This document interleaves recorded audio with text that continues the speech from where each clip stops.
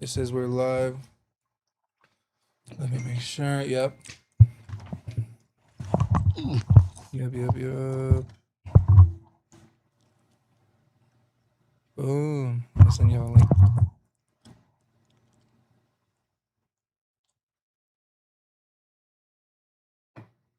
Boom, boom, boom. Boom, boom, boom. There's a way out.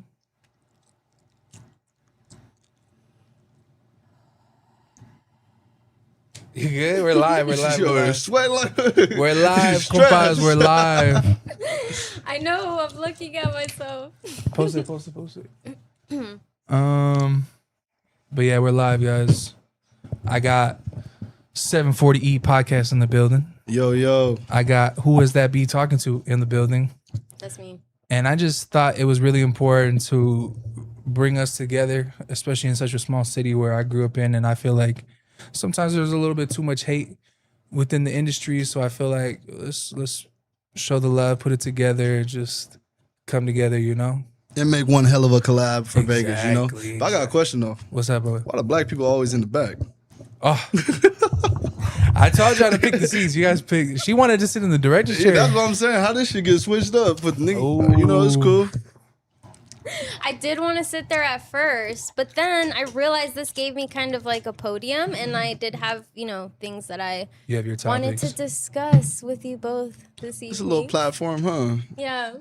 But now that you put it that way. No, it's cool. I got a little you're leg trying to room. fight. I'm not in like economy back here. You feel me? I got a little space. It's nice over there. Look at the cool decorations. Got little Christmas lights and shit. You know? How y'all been, man? How's life been treating y'all this past couple of days, couple of weeks? Man, it's hot as hell outside. Fuck, and you're in a whole sweatsuit.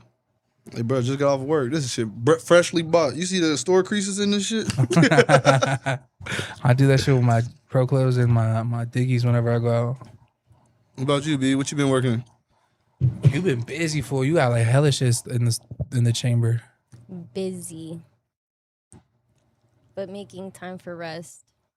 What you got coming up soon? Like you just dropped the what was your last one? The Thank Was you it Richie? so much for asking. Yes. DJ Richie Rose was my last published episode. I have Eddie Escalante y Los Vamps. Mhm. Like Hold I on, have hold the on. content just sitting Say there that again? banked up. I know, right? I really do need to say it again. Eddie y Los Vamps. Eddie and the Vamps. No, Los Vamps. I know, in but for Spanish. him, Oh, are you Like just a- black, right? What I it's a look like? Latin goth band. Black, You could white, be Cuban. I'm black, white, and Japanese. You know, I You get that. could be When I used to have braids, Cuban people used to say I look is like Phantom. killing If you told me you was Cuban, I'd be like, yeah, I believe you. 100%. I've been around a lot of Cubans that look like you.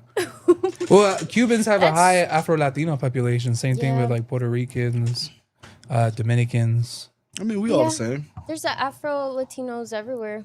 Yeah. Well, the African diaspora is international. I know a little Spanish though.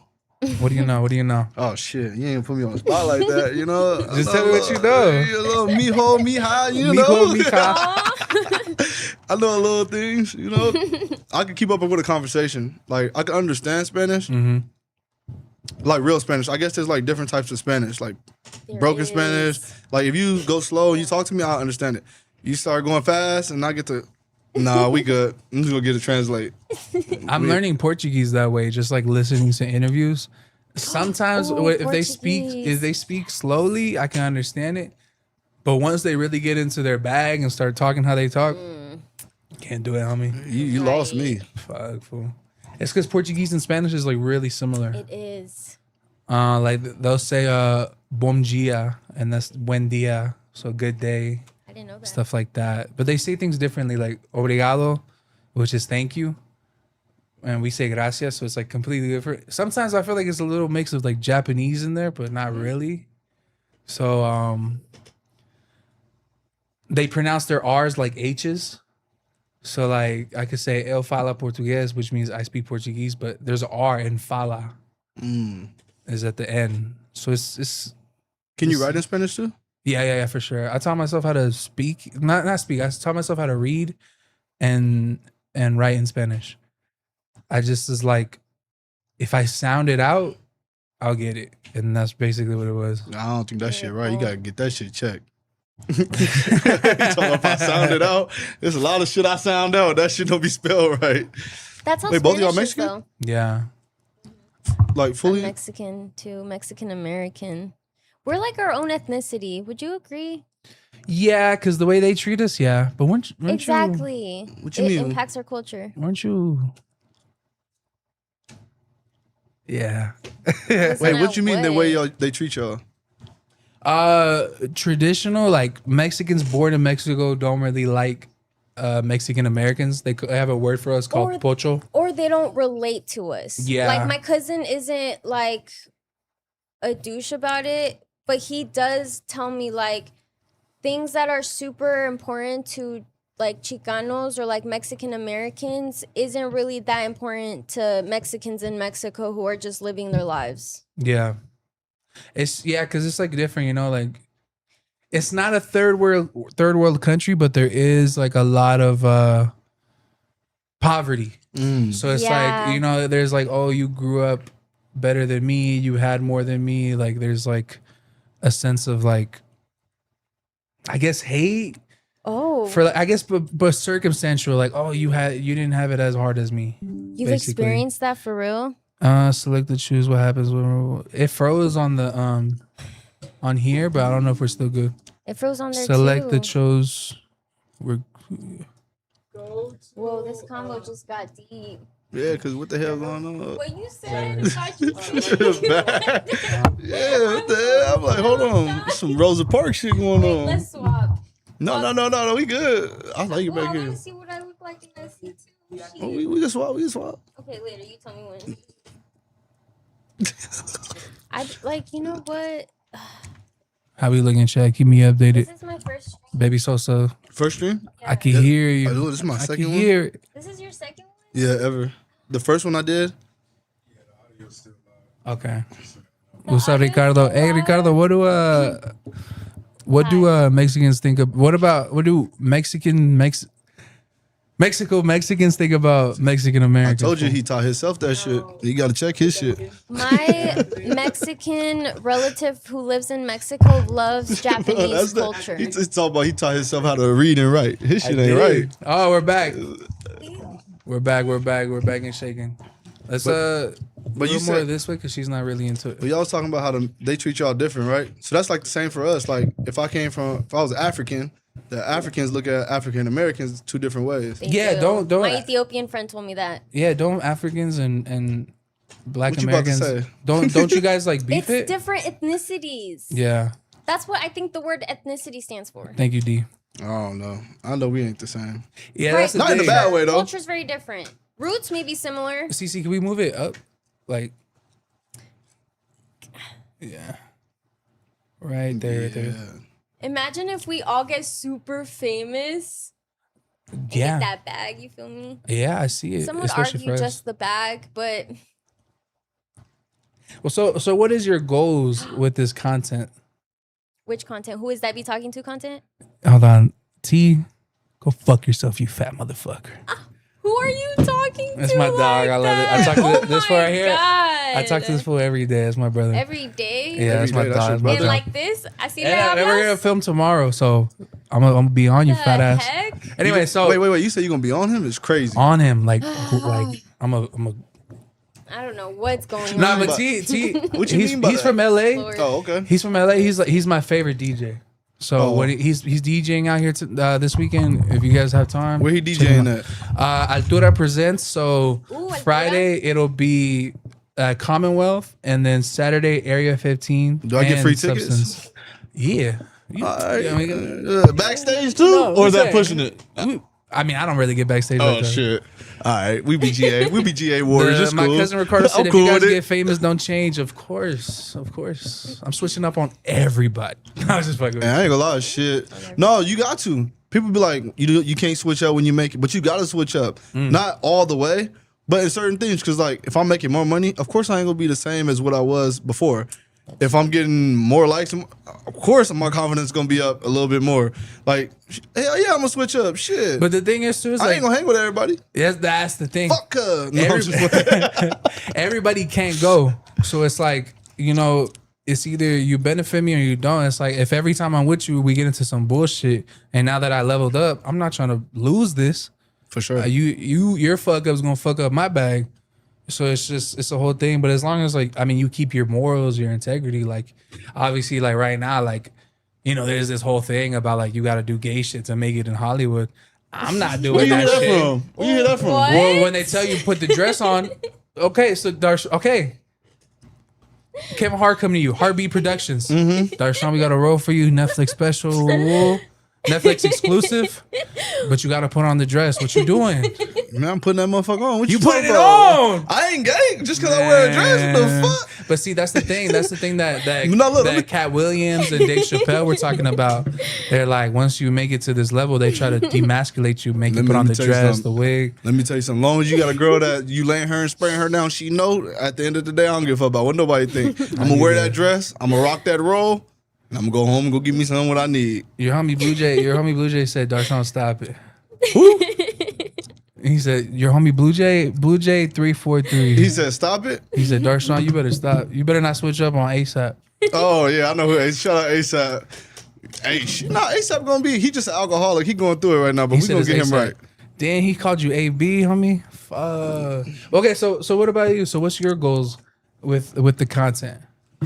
My goals with the content, well, Who Is That Be Talking To is a thread of an even larger project that houses Who Is That Be Talking To, in which essays are a part of it, incorporating philosophical ideas and communication theory to make sense of certain phenomenons that I have observed in pop culture, music, and media.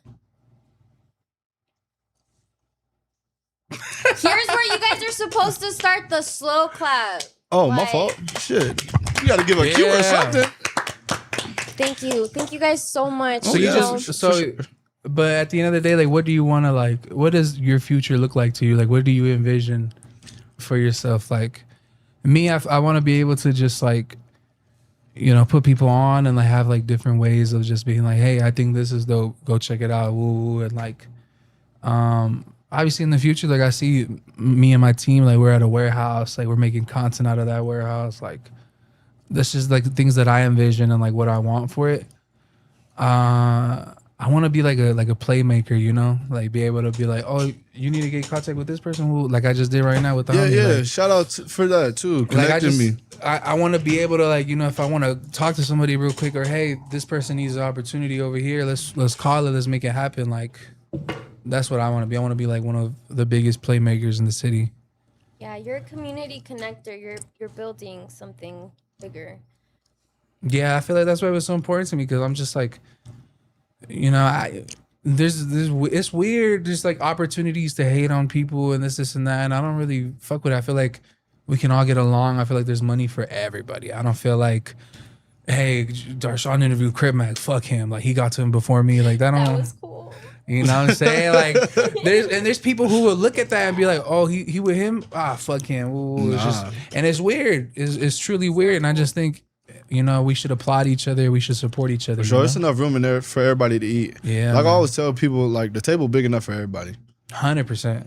But it's a couple people I don't want to eat at the table. You know, after experiences and dealing with them, I still want to see you win. You just can't eat at my table. Exactly. There's always another table for somebody though. Another seat at another spot, just not at mine. Put it. It's a cafeteria. Yeah. You might be over there at the little ass table. Or you at the cookout, you know, the little kids sit around the little table and shit, the little cartoon. That's where you might be. And we might be with the grown folks, but it's cool. How many people is on your team though? Like, you got a close team? All y'all? Yes, Cece. She's the one that brought me over here. I did want to ask you how you guys got into podcasting, but for me, I was at a different platform and it just didn't work out. And then Cece was like, hey, I noticed you stopped doing it. Like, can we talk? Do you want to join something? Do you want to continue? And I was like, all right, let's see. And we met here. And I was already like, damn, you guys got all this shit? I was like, fuck Walking it. into some shit. Yeah, so then she was like, hey, like if you're down, we can make this happen. Woo, woo, woo. And then we dropped the first episode in September. So we're coming up into a year. And ever since then, it's just been all gas, no brakes. And yeah, they're thankful to CC, my guy Ty over here. We have D that helps with the production too. And like we're adding more people into it. So shout out to them. Shout out to Unique and what was the other girl, CC? I'm so sorry. It's because I haven't met her yet. Dakota. Shout out Dakota. I seen you on the stream with CC, so shout out to you too. The team is expanding, and you know I'm thankful that we're successful and like we're seeing great success and just growing and just you know. For sure. It's just all, and a lot of this shit too. It's like it's how much you want it, you know. Like one of the interviews that I wanted, I had to go down to the strip to go get it. The same thing with you. You wanted Crib Mag, you drove 4 hours to go. It's really how much do you want it, and what are you willing to do to go get it? You know, obviously, like you're not about to go embarrass yourself, but it's like if it just takes me to go down to the strip to go secure this interview, fuck it. And I did. And I got the interview. If I'm out somewhere, like I was at ComplexCon, I was networking with people, and it's just like, if that's what it takes, that's what it takes. You know, you really got to put yourself out there and be in these spaces. And because of that, we've been able to grow so much, and everybody's playing their part. Everybody's playing their role. Nobody's like, oh, you know, you're doing too much over here. Oh, I don't really like how you're doing this. Like, hey, fool, we're all working towards the same goal. I used to be somewhere where, you know, let's say we all decide, hey, let's clean up in here. And I say, hey, Darshawn, you're going to clean up the bathroom and take out the trash. Nigga got me doing janitor Hold shit. on. And then I'm like, Brenda, you God. sweep and I vacuum, woo woo. And then say me and her finish real quick and you still not done with the bathroom. Like, let me go take out the trash real quick. Down the counters. I'm going to go take out the trash real quick. And then you get mad at me because I did one of your jobs. Oh, yeah. And it's like, bro, we're at the end of the day, we're trying to clean this shit up. Still at the end got of an the day, end goal in mind. the goal is to get this shit done. So if it doesn't matter if I finish before you and I can help you real quick and you're getting mad at me because I'm helping you, it's like we're not working towards the same thing. So thankfully I'm at a team here where I feel like everybody's playing their role, everybody's proud of everybody, and I wanted to branch out, and that's why I brought you guys in here, because I see you guys doing your thing, and you know, instead of just like supporting from afar, let's bring it together and show Vegas like you can come to my podcast, you can come to his podcast, her podcast. Open like, door. There's media here, there's people here. It's not just a party city. Like if you also want to do some work, we're here, we're ready. If you want to get lit too, we get lit. We get you. You want to throw some ones? You want to do We that? get you, we I'll go get with you. you. Shit. Well, what about you, Darshan? What got you into podcasting? You know what's crazy? I watch 3 major podcasts all the time. I watch $1 Million Worth of Game Okay. with Gillian Wallow. I watch The Pivot with Channing and all them guys. Yeah. And then the last one I watched Club Shay Shay. But between those 3 podcasts, I was like, dang, I find a space for myself to fit in. Yeah. And I was like, what You can know I what? do different between all 3 of those? Now that you say that, fool, I see it. Like you have that vibe. Like I I wanted to understand why mix you all work 3 of like their that. podcasts into just one. Yeah. And I was like, because I watch each podcast for different things. Like Yeah. Gillian Wallow may be on motivational. The Pivot may be on a real experience, real life, but like funny as well. And then Club Shay Shay just raw, authentic. So I put all that together into mine to make it to myself. But what really got me into podcasts, just I like it. I just like having a conversation with your boys, Yeah. with your homegirls. Like we just chilling. This is what we do. But why not have it recorded? And it's good content. Yeah. What about you, B? Well, I'm just thinking right now how media is evolving, you know, because we all are doing part of the same thing, like you were saying, but there's just so many avenues to it. Like the interviews have been really cool. But I started off doing like just fun videos like on Snapchat, and then like, but I've been doing like videos since I was little. Like when I was 11, maybe even 10, Thank you. I had this like phone camera, and I told my friend at the time, Christiane, I was like, stand right there, and I recorded her, and I'm like, okay, now move out the way, and then I recorded it again, and the little video I made was like, she disappeared in the video, and at the time, that was like novel. It was groundbreaking. You get me? Yeah. So it's like I've always had an interest in media, and I love storytelling, and I love community building, and I love the leadership I see in you, like to put us together. Oh my gosh, and all the nice kind things you said. Like I really am inspired. That's fire. I'll be honest, for like, you know, I grew up out here. I love this city and everything it's given me. But sometimes, like, you run into some weirdos. Like, when you run into a weirdo out here, they be weird. So I was like, not to say you fools are weird, but I was like, No, there are weirdos. I've been crossed so many times where I was like, I don't know. And then my producer was like, nah, fool, just do it. Like, I got a question though. When you say weird though, you don't eat a lot of Mexican food though. I seen that clip. That's some weird shit coming from you though. What the food traditional was it? stuff, yeah. Yeah, he didn't eat a lot of shit that you would think a Mexican Okay, but would do you eat. know Like what a what? chalupa is? Hell yeah, I know what a I used to chalupa eat is. that Not at from Taco lunch. Bell. No, oh shit, I CCSD don't. lunch. He said, no, I don't know Not what from that Taco- is. So there's a chalupa. Do you know what a pambazo is? You gotta say it in I English. had one Pambazo. once. That's it what was it's called. That's the same spicy. shit. I don't know. Pambazo. homegirl Do you Nydia know? got I know what a that. torta is, a quesadilla. Okay, but have you Dude, ever the had way a they use torta cubana? slang, I hate that Yeah, shit. Cubanas is good. You've had a cubana? The sandwich? Yeah. fire. Gas way. Sometimes I have like my own thread of thought and no one listens. No, I hear you. I hear you. I hear you. They be listening, but they don't be responding to me. No, what'd you say? What'd you say? Well, you don't like people calling girls tortas? Oh shit! Finally, yeah. I always thought it was like I don't know. I never liked it. I never liked it. What that mean? It's just a fat girl, Oh shit. a fat Yeah, Latina. it's a fucked up way of calling like a bigger set woman. Yeah. It's like I don't know. Yeah, we love them all. Certified torta pounder. But you don't like that either, torta pounder?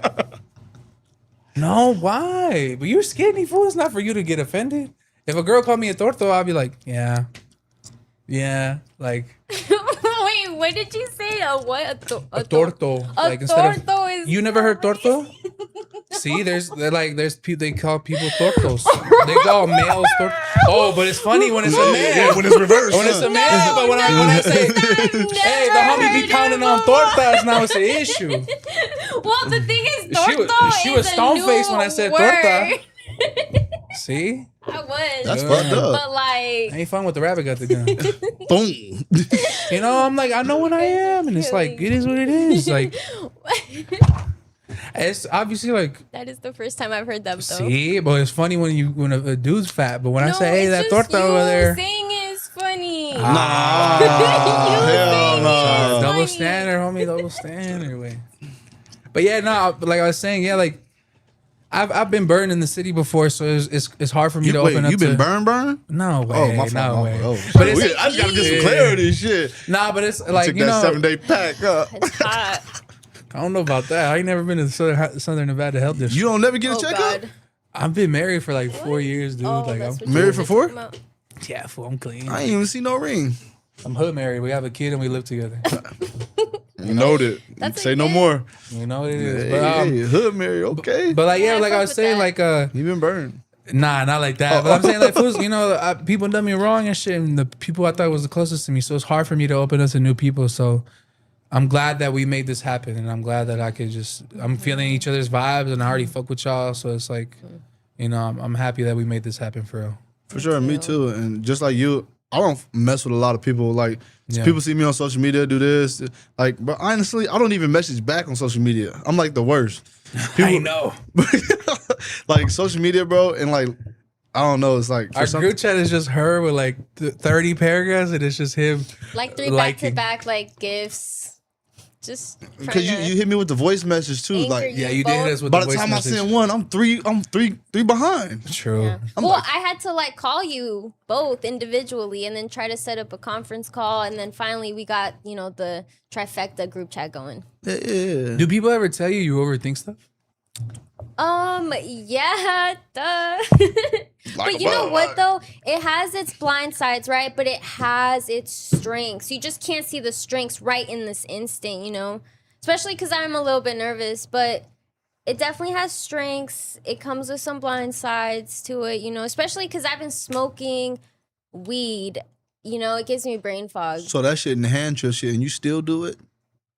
Well, okay, it's fun, right? But when you do it to like cope, like in a escapism kind Oh, of yeah, way, yeah. it's not good for you. You For got to sure. be able to just do it when you're having fun, not because you're trying to get through something. So if you use it that way, sometimes it's a little bit too much, and you can get brain fog. Are you in a Yeah. relationship? Who, me? Yeah. No, I'm single. Really? Yeah. What happened? Oh, never mind. Oh I- shit! We'll he talk off bare it camera. out. I mean, I'm focused on me, self-development and like elevating myself and my quality of life. And that's something that I actually learned from the new leadership program at UNLV that was sponsored by the Women's Research Institute. Now it's in the College of Liberal Arts, but it's a very like empowering program. And that's where I really learned like, as a young woman, you gotta like do what you can to elevate yourself. You can't depend on others. And I know like men have their own struggles, in this world, but I think everyone can benefit from education and self-improvement. Yeah, I asked that Are you because single? I asked that because The way I be deflecting is actually clinically insane. I asked that because when you overthink, right? In a relationship, do you overthink as well? In the relationship, no, that's don't a believe lie. that. I don't That's believe a that. straight Yeah, up yeah, lie. Okay, look. We just ain't gonna sit up Yes, here. I overthink in every aspect of my life, pretty much. But don't that make I it don't hard wanna on your claim it, relationships? but Don't that make it hard on your relationships?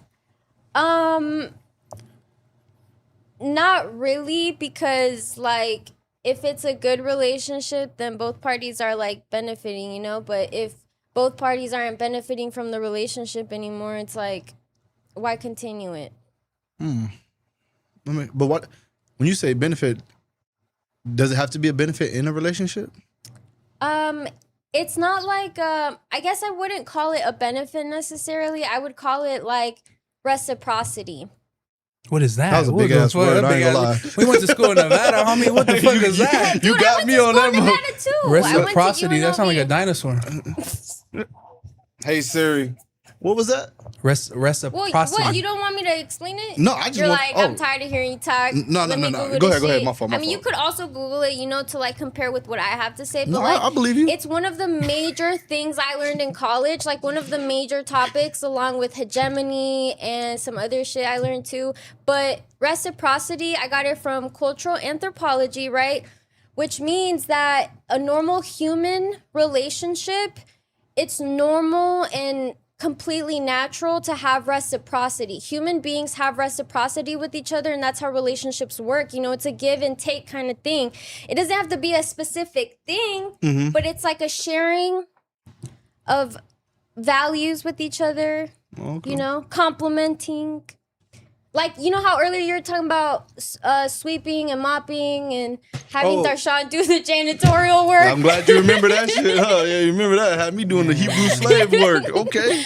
Oh my God, this is Typically, it's Mexican cleaning ladies. No comment. I gave you my job. Exactly. Look, that's a good point. But reciprocity basically means it comes from the word reciprocate. Ooh, So like it's an coming at it with the linguistic even exchange standpoint. of. I know of you things. looked that shit up. I did. Oh, okay. 100%. I just looked it up. What did you Google? I ain't Googled nothing. I listened to Oh, you. you were You about told to. me to listen. You was Well, pressing I him. was gonna say like if You were like, "Don't look that shit up." I could tell you. Yeah, you know. Right, I was. I'll trust. Thank you. Then I I'm gonna really verify later. appreciate Yeah, it. reciprocity is the act of reciprocating. So like, hey, bro, your jumpsuit looks good. You just be like, hey, man, your hair looks good. Boom. We reciprocate. We exchange reciprocity. Oh, I'll give you another one. My neighbor, she's an older woman from Guam. She was like, if you ever want any sugar, like, let me know. Sugar, like baking stuff or anything, let me know. I'm here for you. And in exchange, she gets to share with me about her woes. It's a community thing. Okay, yeah, reciprocity. And different relationships have different ways of doing that. Yeah, that's a dope relationship because me and my neighbor, I don't know my neighbor. My neighbor don't know me. And we ain't sharing no sugar, ain't gonna be no borrowing, no IOUs, ain't gonna be none of that shit. Yeah, man. Well, it's hard out here in Vegas. So many people are I don't jaded. even share parking. Dude, motherfucker, get out my parking spot. I'll get your shit towed. I'm actually really grateful. I call that tow number on your ass. You in the wrong spot tonight. Yeah, on God. Fuck, I'll we tell you not that shit. friends. I'm not tripping. Oh my God. Yeah, turn that fucking music not, down too. Not like trauma. Somebody said in the chat, like trauma bonding. Not exactly. It's just a mutual exchange of of words. My girl said, "You give and you get back." Yeah, you do something for the person you love, and they do something in return without being asked. Exactly. See, no, wait, no. Yes. He said you give and you get Exactly. back. That's a transaction. That's a transaction. No, It could but- also be a transaction, but it falls underneath. But no, but it's a transaction is me and you come to terms and agreement. Like, And isn't hey, it bro, related to if, money? Like it's like yeah, no, not exactly. Like it's like, hey, if I get you this coffee, you're gonna get the next one. Well, if I And buy that's- you that's that a Birkin, transaction. you know what's coming up. I feel like a transaction is just Boy, it's like- reciprocity, but colder. Do you get me? Yeah. It's like removing the emotion out of it. Removing emotion out of it is that the transaction? It's like that, but it's like if I come through and I give you a coffee, I don't expect anything in return. But then the next day, if you come through and give me a coffee, Yeah, no. The That's first just one us is tit for reciprocating. Oh, tat. yeah, that's fire. it's not like, hey, Yeah. fool, I'm gonna get you this coffee, That's but tit for tat. you got to give me a piece of gum. Right. know? Or like, you gotta do Fuck that. That's $3. I need that back. Or it's back in blood. Nah, fuck with you. Oh, God. It's loud. Not It's about no loud. coffee. I Hey, ain't so gonna- we were talking off camera, but talk to me about interviewing Crib Mac, your biggest interview, right? Oh, Yeah, snaps. that was for sure my biggest hilarious. interview. For sure, I'm bunch of viral. I'm gonna say for just in case the word Crib is bad. What was it like interviewing C-Mac? Yeah. It was definitely an experience. When I walked in the room, when I first met him, it was just like I didn't know the vibes, but in any situation and any person I meet, I'm being myself. I'll never change for anybody in any circumstance or anything like that. Any room I walk in, I'm gonna always be myself. So when I walked in there, I was like, I'm overthinking. You know, I'm thinking like I'm like, you know what? Script the whole thing. I didn't even pull my phone out. Then I pulled my phone out because I forgot everything. And I didn't know shit because I was still overthinking when I said I wouldn't. Aw, fair. But it was dope. He's definitely a cool guy. A lot of people don't see the off camera him, but when we got on camera, oh yeah, you definitely seen Crib Mac come out. And then his takes were like some of the stuff he says is outrageous. Some of the stuff he says is true, but like it was different, bro. I don't know. You got to be in the room because like the next one. We got another one coming, and next month, bro, you got to be in the room. It's like a different vibe, different experience. You're gonna interview him again? Yeah, we doing it. We running it back. Nice. You got to, fool. You did hella That's good numbers on dope. that shit. We running it back. It was like, and he agreed. He was like, "Yo, that was a good interview." And it was only 30 minutes, supposed to be an hour. But you know, BPT, Black People Time. You know how they come. What captivated me about one of the clips I saw was your genuine, candid reaction to being, to sitting with him and having a conversation with him. Because, like, there was one moment where you were just like, you weren't laughing like out loud, but just your facial expression was like you were like Yeah, I wanting did- to laugh, and that was cracking me up. I didn't know how to watch. laugh because you ever heard his laugh? He's like, "Ah!" yeah, you just want to be quiet. You be like, I don't know what the hell he finna do. He has like an evil laugh. Yeah, He's bro. like, ah! I had to sit up. I had And to then sit he be up. I had to smacking make his sure. hands and shit. He talking about he's schizophrenic with shit. I'm He is schizophrenic too with the schizophrenic. trigger. Yeah, He's- Wait, shit. is he really? Yeah, he's diagnosed. No way. Yeah, so his laugh was throwing me off, so I couldn't be at ease. You gotta. I heard about that. Ooh, your Muslim one went viral, homie. Let's pull it up. Hold on, let me switch Ooh. up. Oh, I have a question later too for you.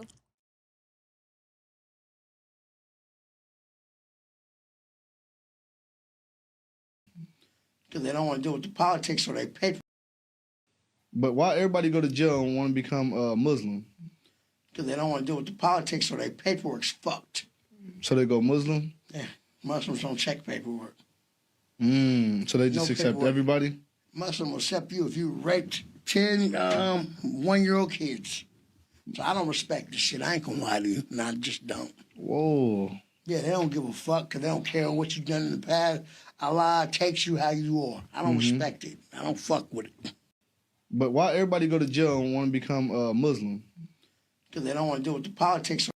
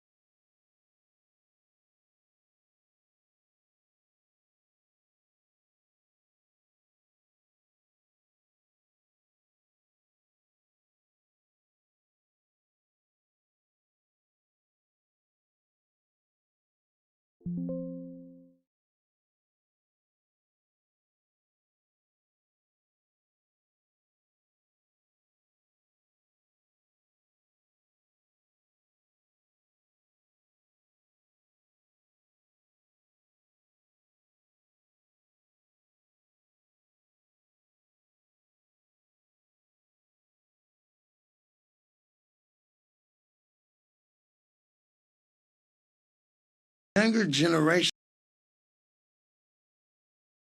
Younger generation.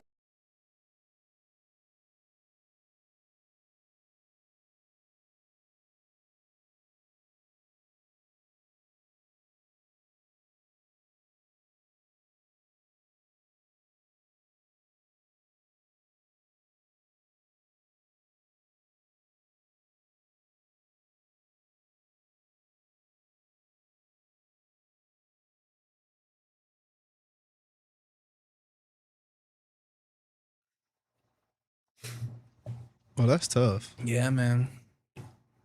You good so far? You having a good time? Hell yeah, bro. I fuck with this. It's chill. Wait, I just. You know, I thought about streaming. It's yeah, you should. It just depends on your style too. Like if I like desktop, which is this. Mm-hmm. It feels like a podcast. It feels like homies just chilling. For sure. There's other people who like IRL. They go to the strip or they go to Fremont, go talk to people, go to parties, clubs. Yeah, I mean, you got the connections with the clubs, fool. It's easy for you to just be like, fuck no, bro. If you like the You know, club, I don't Darshawn- even like being in the club. Darshawn spills an Ace of Spades bottle. And that's a Yeah. clip, homie. Hell no. Hey, y'all bring it to the crib. I'll have Magic City on the part. Exactly. You look, can do I'ma a give you- desktop I'ma- stream with the shit in the background. You know what I'm saying? That makes sense. Makes Yeah. sense. And then my peoples, you know, if you have any questions, I don't know though. hit us up or ChatGPT it. You like ChatGPT? Yeah, I'm gonna switch over to Claude though. What's that? It's like a different AI. Apparently, it's better. Claude. There's different AIs. There's Claude. There's Gemini, which is like I think Google's chat. Am I right? Google Gemini. Yeah, Google Gemini. What the chat been saying? He have an evil Disney laugh. Yes, he does. And we need to interview Crib Max. Shit, the homie got the plug. Hey, I can plug you, bro. I'll plug you. The homie got the plug. I'll make it happen, man. That's my make it guy. happen. That's my guy. See, this is what we do. We connect with each other. Bro. Now we Make it looking happen. out. We got to definitely set that up. Yeah. But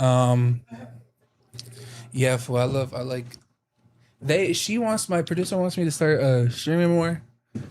I like the podcast, but she knows like, hey, do the fucking streams. And I'm like, all right. The media. Which one is the honey bun one? It's the one with the jail. Say something about jail. Jail, Muslims in jail. Does it think have a bunch of It's videos? the first one. First one, go all the way down. Hell That's a yeah. cool screen. First one with Crib Mac. Okay. See, it's you cracking up in the clips. That gets me. You know, it's crazy. I'll try. If I go to jail, somebody give me a honey bun. They better not give you a honeycomb. They're gonna want your asshole.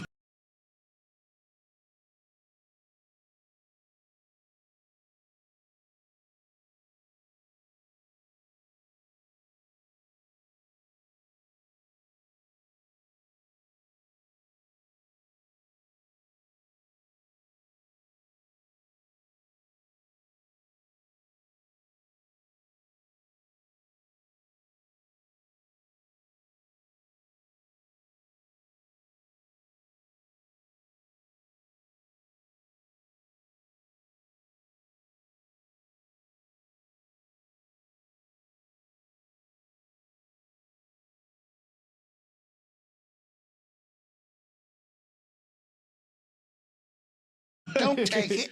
So if I take it No. and if I pay it back though, we not good. They might act like you can't pay it back so they can fuck your ass off. Don't ever take that honeycomb.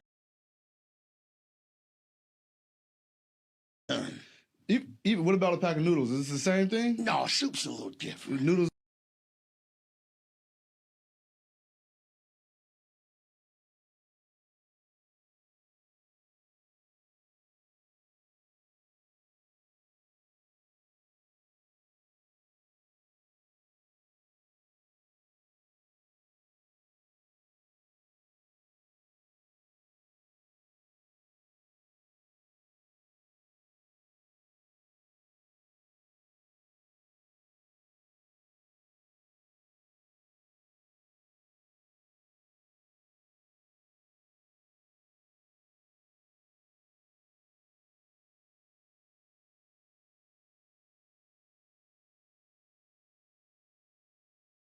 If I go to jail, somebody give me a honey bun. Let's pull up some of your clips, bro. Mine. You got some. I don't do numbers like you, homie. Man, you got lying, some bro. clips What? too, though. I don't do numbers like Big Homie Dollar Sean. No. We know who the OG in this. Go ahead, type that username in. Wait, Yeah. can you guys share how you came up with your podcasting names, like The Real Thing Pod? All right. So for me, the reason I came up with The Real Thing was I was at a different podcast. I left that shit and like they talked hella shit about me and I was just like, fuck, like what am I gonna do? And one of my favorite artists of all time is a rapper named AFM Peso. Behind you, there's a San Francisco hat. Can you lift it up? And then put it down. And then right there's AFM Peso's hat. Favorite rapper of all time. Like for me, I know some people be like AFM, but like AFM be talking that real shit. And there's a song like I felt like I was down and out, and I was just like, fuck, let me listen to some AFM because he like really puts it in pause. He really like puts it into perspective for me. So I know that was crazy. That was crazy. What? That was crazy. He puts it in you. No, he puts it in perspective. So there was a song called Bounce Back, and then he's like in the beginning. In the beginning, he's saying my bounce back a bitch though, and then he's like, and he kept saying one thing I know, and he just kept saying it's the real thing, and I was like, ooh, let me see, That's tough. and I was like, it's the real thing, and I'm like, yeah, this is the fucking real thing, and then Shit. that's how I came up with the real thing. You know what interview I want to see you do? Ooh, me, Yeah. Bo Sosa. Bo Sosa, who's that? Put me on. BOE Sosa. That sounds familiar. Let me see. Honesty has always been our policy. You need YouTube Premium, homie. I'm gonna send you the link. Oh shoot!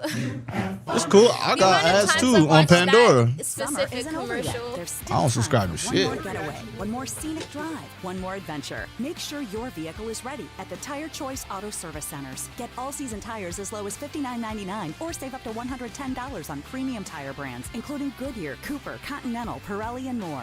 Plus, get free brake pads with the purchase of rotors or a free battery check with $20 savings on replacement. Every adventure should come with great memories, not unexpected surprises. Visit thetirechoice.com for details. Valid through the end of the month.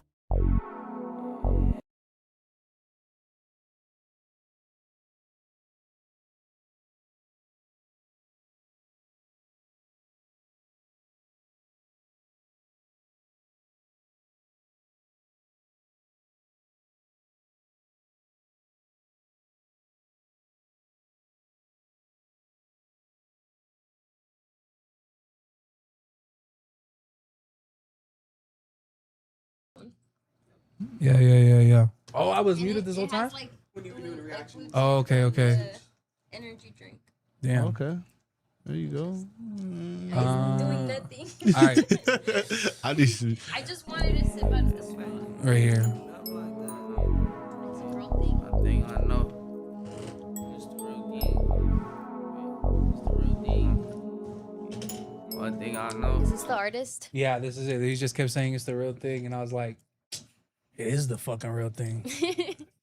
That Now moment it's when really you the were real like, thing. It's the real thing. That I mean, epiphany. and then being with that name, I just wanted to keep it authentic. Talk to people who are actually like doing it, like bigging it up, like entrepreneurs, rappers, streamers, whatever. Like if I'm talking to you, it's because like Let's I vetted go. you, and I know The that vetting. these are great, solid people that aren't trying to bullshit you or sell you some weird courses and scams. I'm not with all that.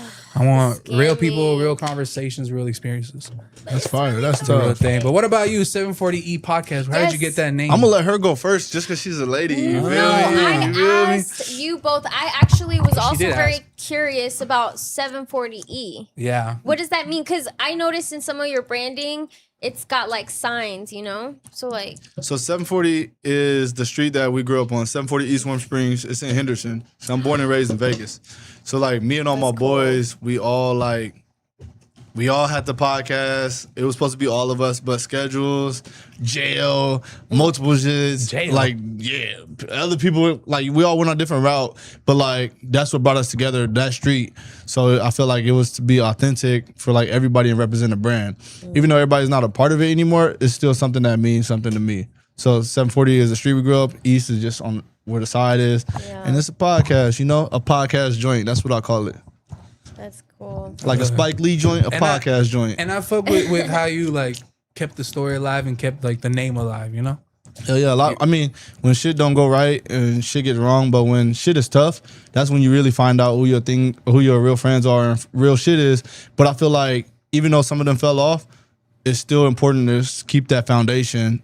So I feel like 740, no matter what, is always gonna be my brand. Mm-hmm. And I ain't gonna change it just because things didn't go right or go wrong. But I'm still gonna always keep the same name.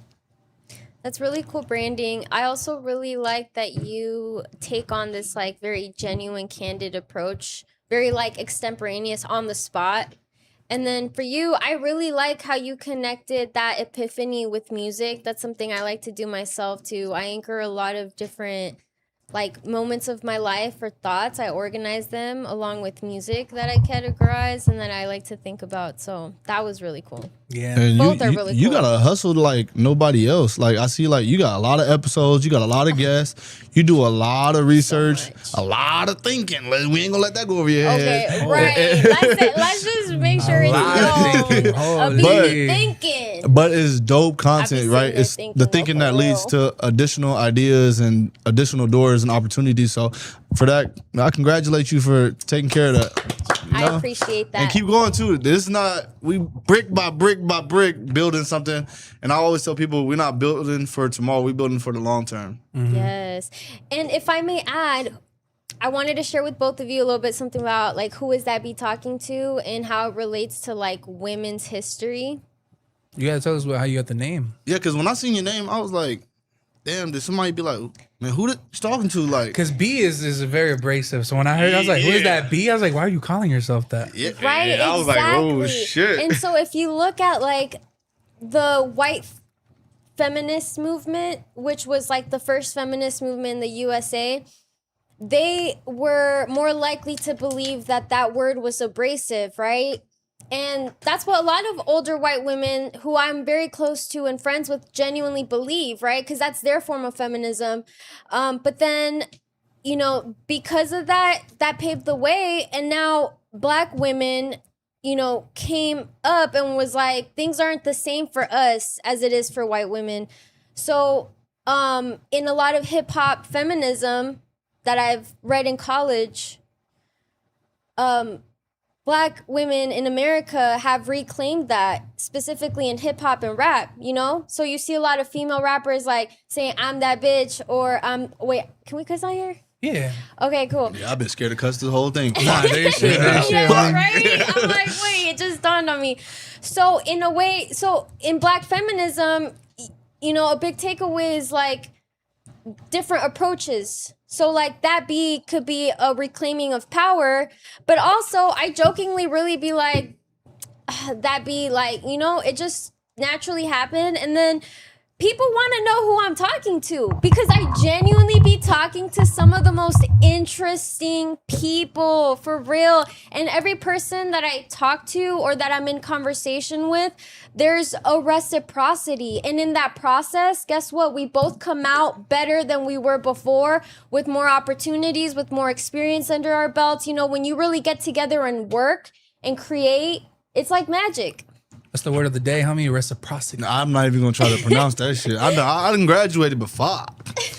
So how was interviewing Vegas Kai though?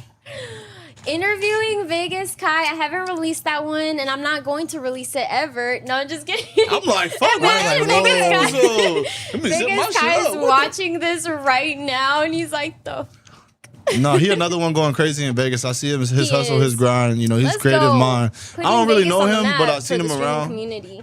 He been going up in Vegas. So keep going, brother. Is that something you want to do? An interview you want?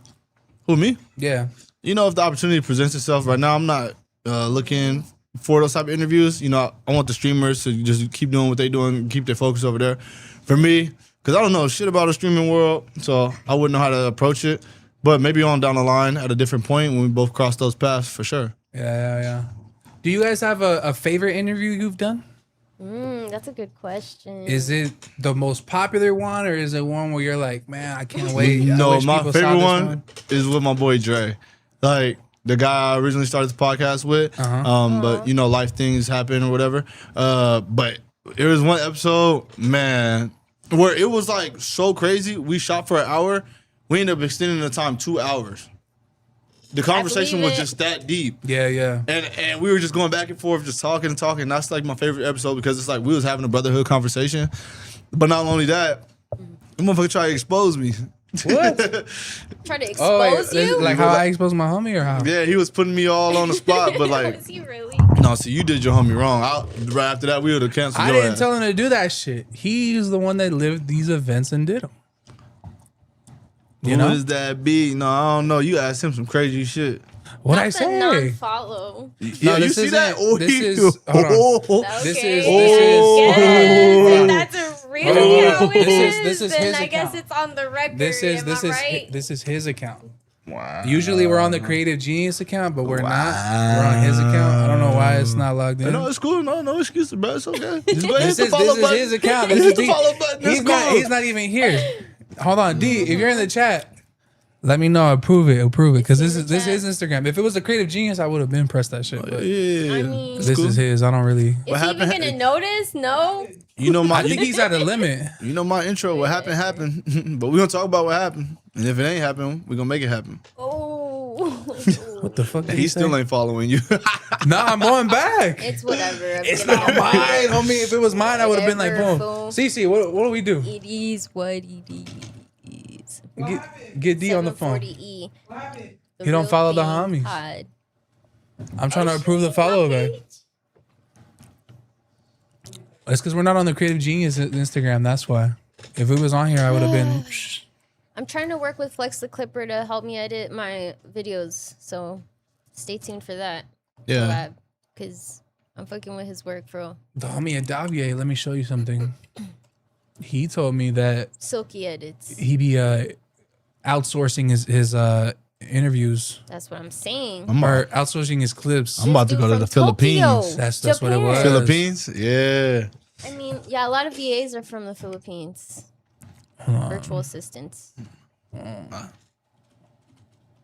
don't know what the fuck I just. You Did. over there writing codes and shit? I don't know what I just. I Did. ain't never seen that. What the fuck is this? Oh, That's what I'm saying. I was like, what are you That's why I talking said you about? over there writing codes. I was like, what are you writing- talking about, homie? I ain't never seen a nigga create a website on stream. On the stream, homie. So, do you guys consider yourselves a journalist, entertainer, documentarian, personality, or something else? What about you first? Oh, okay, fine. I'll answer first. I consider myself all the above. Duh. Right? Sorry. Go ahead. No, I already said it. Nah, it's because I was trying to It's get like it those ready. cartoons where Yo, like she people shot that talk. shit down quick. Nah, She said, I was trying to already get it said ready so we can go back to it. But go ahead. Okay, so the Tupac murder trial. So you're- So Wait, So what do you fuck the consider question. yourself? Fuck the question. Tupac was killed almost 30 years ago, but Vegas is still part of that story. So you're a journalist. What does this trial mean for hip hop culture? And do you think we're getting closure or just reopening something the culture never really got over? So are you a journalist? No, I said I'm all of the above. Duh. I heard that. A, B, C, D, N, use E, all the above. What about you? Do you consider yourself a journalist, a personality? I What were feel the like- other options? Let's see. I like that you guys.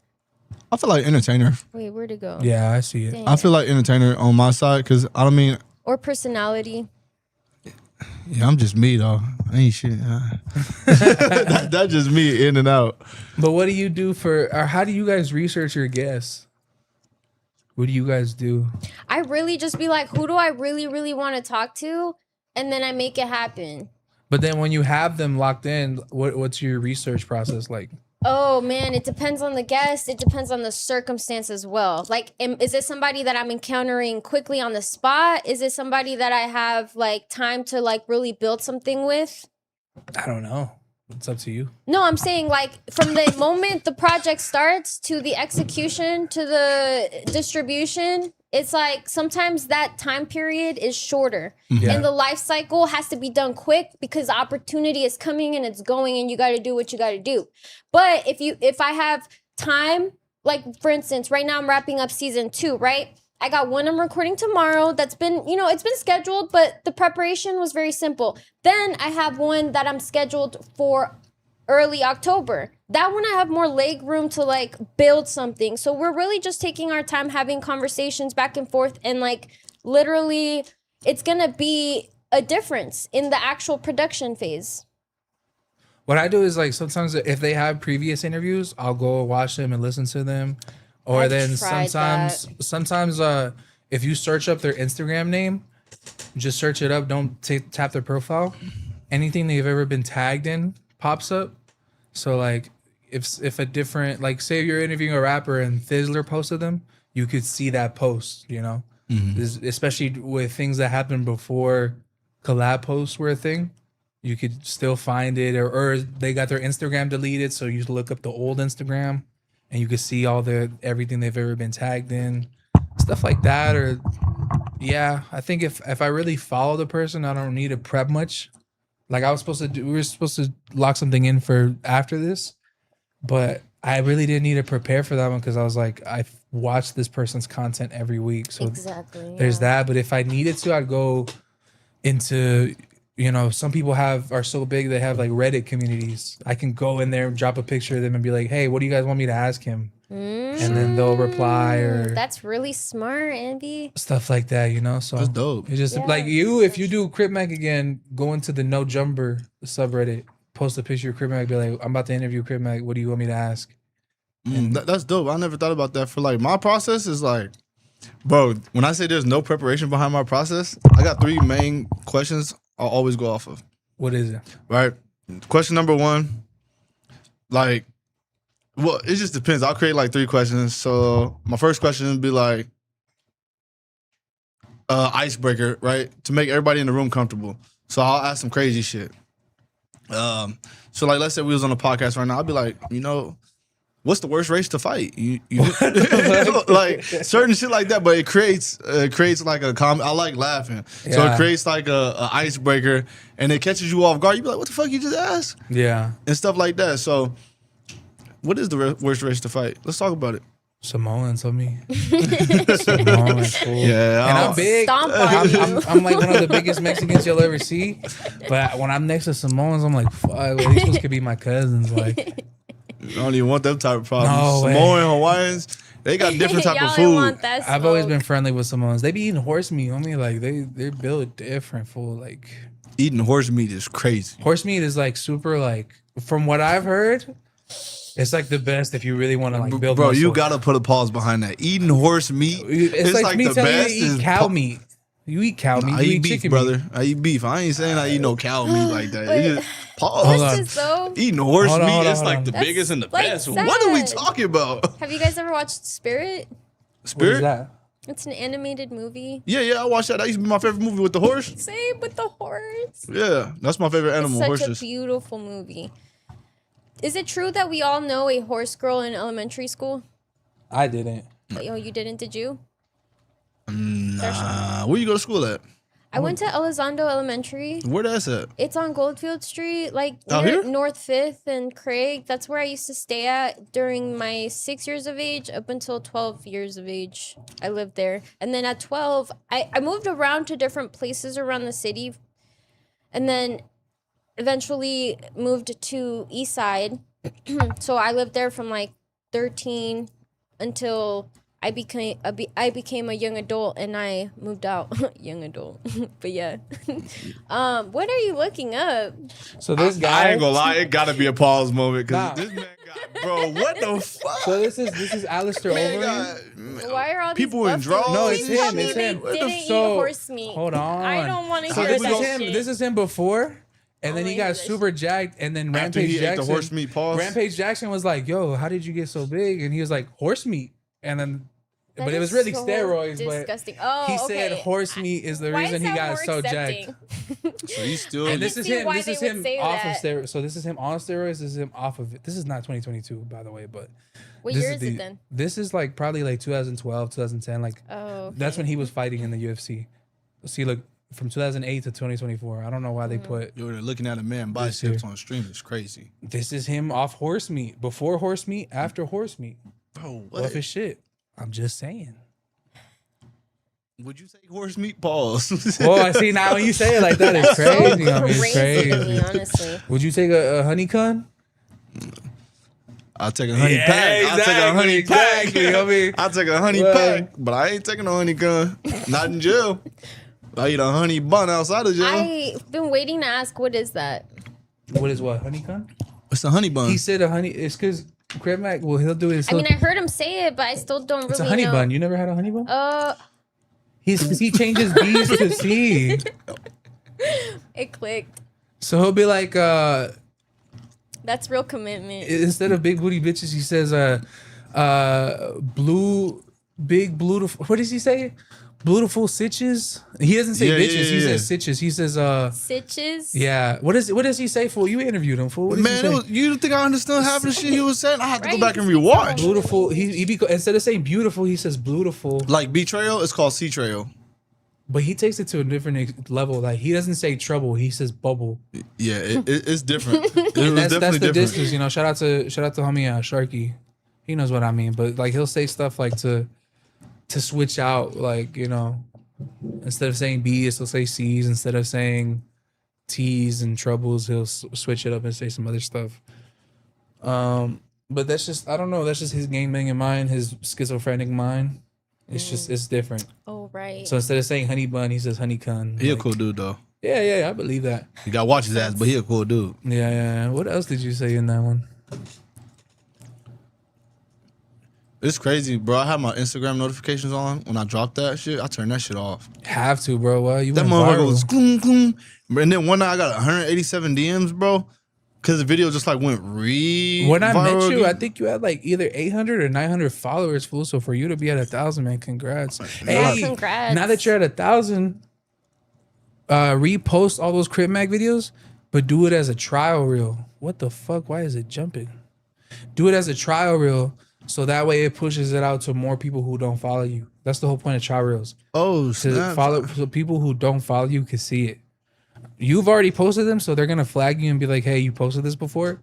But what I've heard is screen record their video in your camera roll, Mm-hmm. and then post the screen recording because then it registers as a new video, New video. and post that as a trial reel. It won't pop up on your main feed, but it'll be. Why the fuck is this shit jumping so crazy? It'll have like a separate folder. Who's The that? mouse. Who's that interview you just did? You did the one with her name started with a K. Cora OBD. That shit is going crazy already.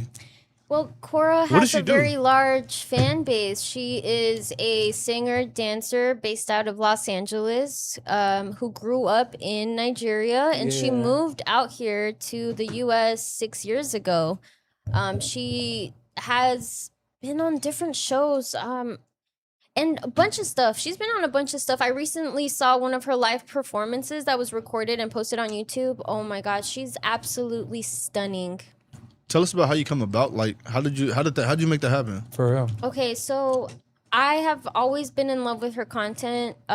She is a content creator. I'm talking about she is posting every single day. You get me? She also puts in that work. But she's just so captivating. Like, she dances incredibly. And it's interesting to see her mix her African rooted dancing, because she told me that she would learn the dances of different tribes. Hold on. Okay. That's Go ahead. fire though. That's so cool how you could do that. Yeah, man. On my We're page. talking about. I really got to work this on one. my thumbnails. You feel me? Because, damn. I Shit just look be solid, like though. pumping them out. You get me? I try to, at least. But yeah, and you know what's really cool about her is that, and I'll finish my story in a second. Look at her outfit. She's got a Western outfit on. And it dawned on me We have after. Cora Look at her. Obibi in the house. Dude, you get me? She's No! coming to Las With Vegas. that energy. It's like Western. You get me? Like, is it we in a desert for real? And she showed up like in Western fit. It was epic. And then I had just, fucking finished the workout or some shit. Yeah. Do you feel like because your So- set has an aesthetic, you have to like live up to it? Well, Or, like, I dress up for love it? dressing up nice, right? But this is exactly my point here, you guys. Cora Obidi posted a video, and I'm watching it, like, I watch her videos. I'm telling you, I'm obsessed. And I look, and the background was Las Vegas, the strip, you know, view from like a high hotel point. And I'm like, oh my God, she's in Las Vegas. So I literally comment, and I just, sometimes you just gotta put things out in the universe. You get me? shot. And so I was like, oh my gosh, you're in Las Vegas. Come do an interview if you'd like. She DMs me. I mean, but Cora is also about her business. She's a businesswoman. You know, she knows what she wants. And so she just released an album. Of course she wants some press around it. You get me? She released an album, a la April of 2026, an excellent 10-track piece. That is a work of art, that album. 10 tracks, but 25 people worked on it. She hired some really excellent producers, like a really great team. Of course, she had the entire creative vision, and she even talks about it. But yeah, so it was like so on the spot that I had to be ready. But I wasn't gonna cancel what I have to do on a regular to go out. You know, I had to make do with what I had, and this was the most comfortable outfit to make this interview happen. I had to just go, you know, and I took it. Versus other interviews, you know, there's more thought behind it, like 88 The Gang's interview. That one had thought behind it. I even wrote a piece about him, you know, because I've been tracking his music. Was it hard to get 88 The Gang on that one? Because I know he's pretty like low key. He's so low key and mysterious, that guy. Where is he? Up top. Where, Above Fetty Max. Oh. Shout out 88. I'm gonna step in I really 88. liked You got my- the chops on. Ayy. I fuck with 88. It's because you know I'm a big Lil Weirdo fan. Oh shoot, he And- worked closely with Yeah. Little Weirdo. Yeah, so that's how they came up, and like they were like yin and yang. You know, I think they still work together. I'm not sure, but I feel like Lil Weirdo doesn't drop as much as he used to. But man, when they're together, yeah. How was it getting this one though? Well, this one I really scored because I also love his sound. So I didn't get to know 88 The Gang through Little Weirdo. And Darshan, I don't know if you're familiar with these artists, but I'm not. I'm looking San them up Diego. right now. yeah, they're from San Diego. And Shout out Weirdo. yeah, but when he started working with Siete Gang Yabby and Siete Name Keek is when I noticed this sound before I noticed who was who and whose voice was who. I was like, one of these rappers got to be one of these names, right? I didn't know if 88 The Gang was a rapper. I didn't know what. And then, yeah, just from really appreciating songs like 6 in the Morning, Team Spirit, the entire G Keek EP, like, there's a bunch of music that they've made. Music with Flashy B. He's worked with Flashy B, Amaya Jane, B3 Glizzy, and he's working with somebody out here in Las Vegas, but I just don't know. I don't remember who the artist name is. Oh, look, Amaya Jane. That's me meeting San Diego Princess Amaya Jane. Oh my gosh. Hey, you was getting hype about She's her. getting She viral, Asian? so she's viral right Yes, She Asian? she is Asian. She is now. She Filipino? she's Filipino. Yes, Filipino roots. Yeah. She's so beautiful. Oh, yep. There's Flashy B. Oh my gosh. There's a part in that video where you can see I'm really like hyped, like towards the end, because this video was short. But like if you scroll towards the end, like when we start walking out, look at this reaction right here. It's so funny. Right? Yeah, right there. Look. Oh, that was my old logo that I made. Nice. Thank you, Flashy B. Yeah, look. Hey, that heart goes hard though. Aw. Good times. Look, watch, wait. You gotta wait. Oh, damn, my arms look good. I need to get back to walking every day. Shit. But yeah, watch. Oh, look, that's 88 right there. That's when Oh, that's 88 right there? Yes. Cause before interviewing him, he got me, you know, to meet Flashy B, which was dope as fuck of him. Shout out 88. Mm-hmm. Look, watch. Here it goes. Here it goes. Look. Let's say leader. Okay.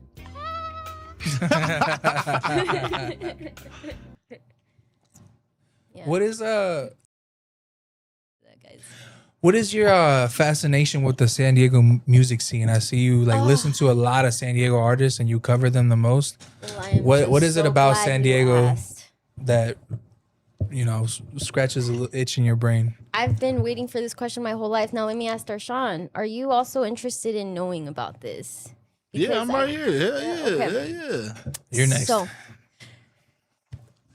But I got one artist and one artist only. Nah, but nah. go ahead. okay. Oh shoot. Okay, I better wrap this up. No. So with San Diego, I love the blending of the cultures there. So it's right by the Mexican border. So there's a strong Mexican culture presence. It may not be on purpose, but I can detect it linguistically. And just from the roots of the music that I've listened to growing up at very like pivotal moments of my life, you know, when you're a teenager and you're coming of age, the music you listen to really leaves an impression on you. And a lot of those artists were, you know, rappers like Corrupt, Snoop Dogg, Dr. Dre, Brother Lynch Hung, you know?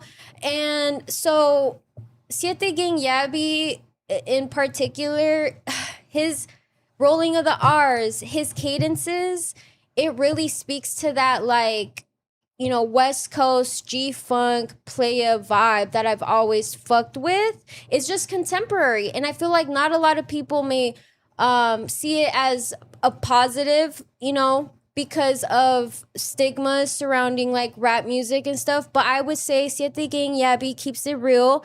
And his music, you just want to vibe to. And sometimes he expresses anger.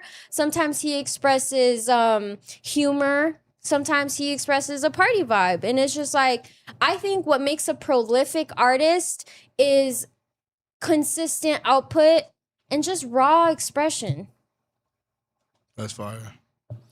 What type of music do you listen to? Bro, I listen to Rod Wave, and he just dropped. Fuck, that's the only person Rod I listen to. Wave? I ain't gonna lie. He You just look dropped like, the album. I ain't gonna lie, you look like a On the- Rod Wave fan. I ain't gonna lie, Bro, you look like a Rod you Wave trying fan. to say nigga Rod Wave I'm gonna Hill? die in these Cuban links. Man, what? I'm glad you know that. See, Dying that is shit Hill, Cuban motherfucker. links. He just dropped the album, bro. When I get in that car, just know I ain't going home. I might gotta drive to Cali tonight.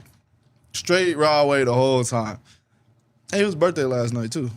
Do you think the narrative is true about Rod Wave, where he just be sad all the time, like he's just the big No, bro. depressed torto? You got it. He said a lyric one time. He was like, "If it wasn't for you, it wasn't for you anyway." Right, bro. He do not be sad. His music is relatable to a lot of people. Motherfucker sell stadiums, bro. Sell out stadiums because he's talking about real shit, like shit that's happening. For me, I ain't gonna lie.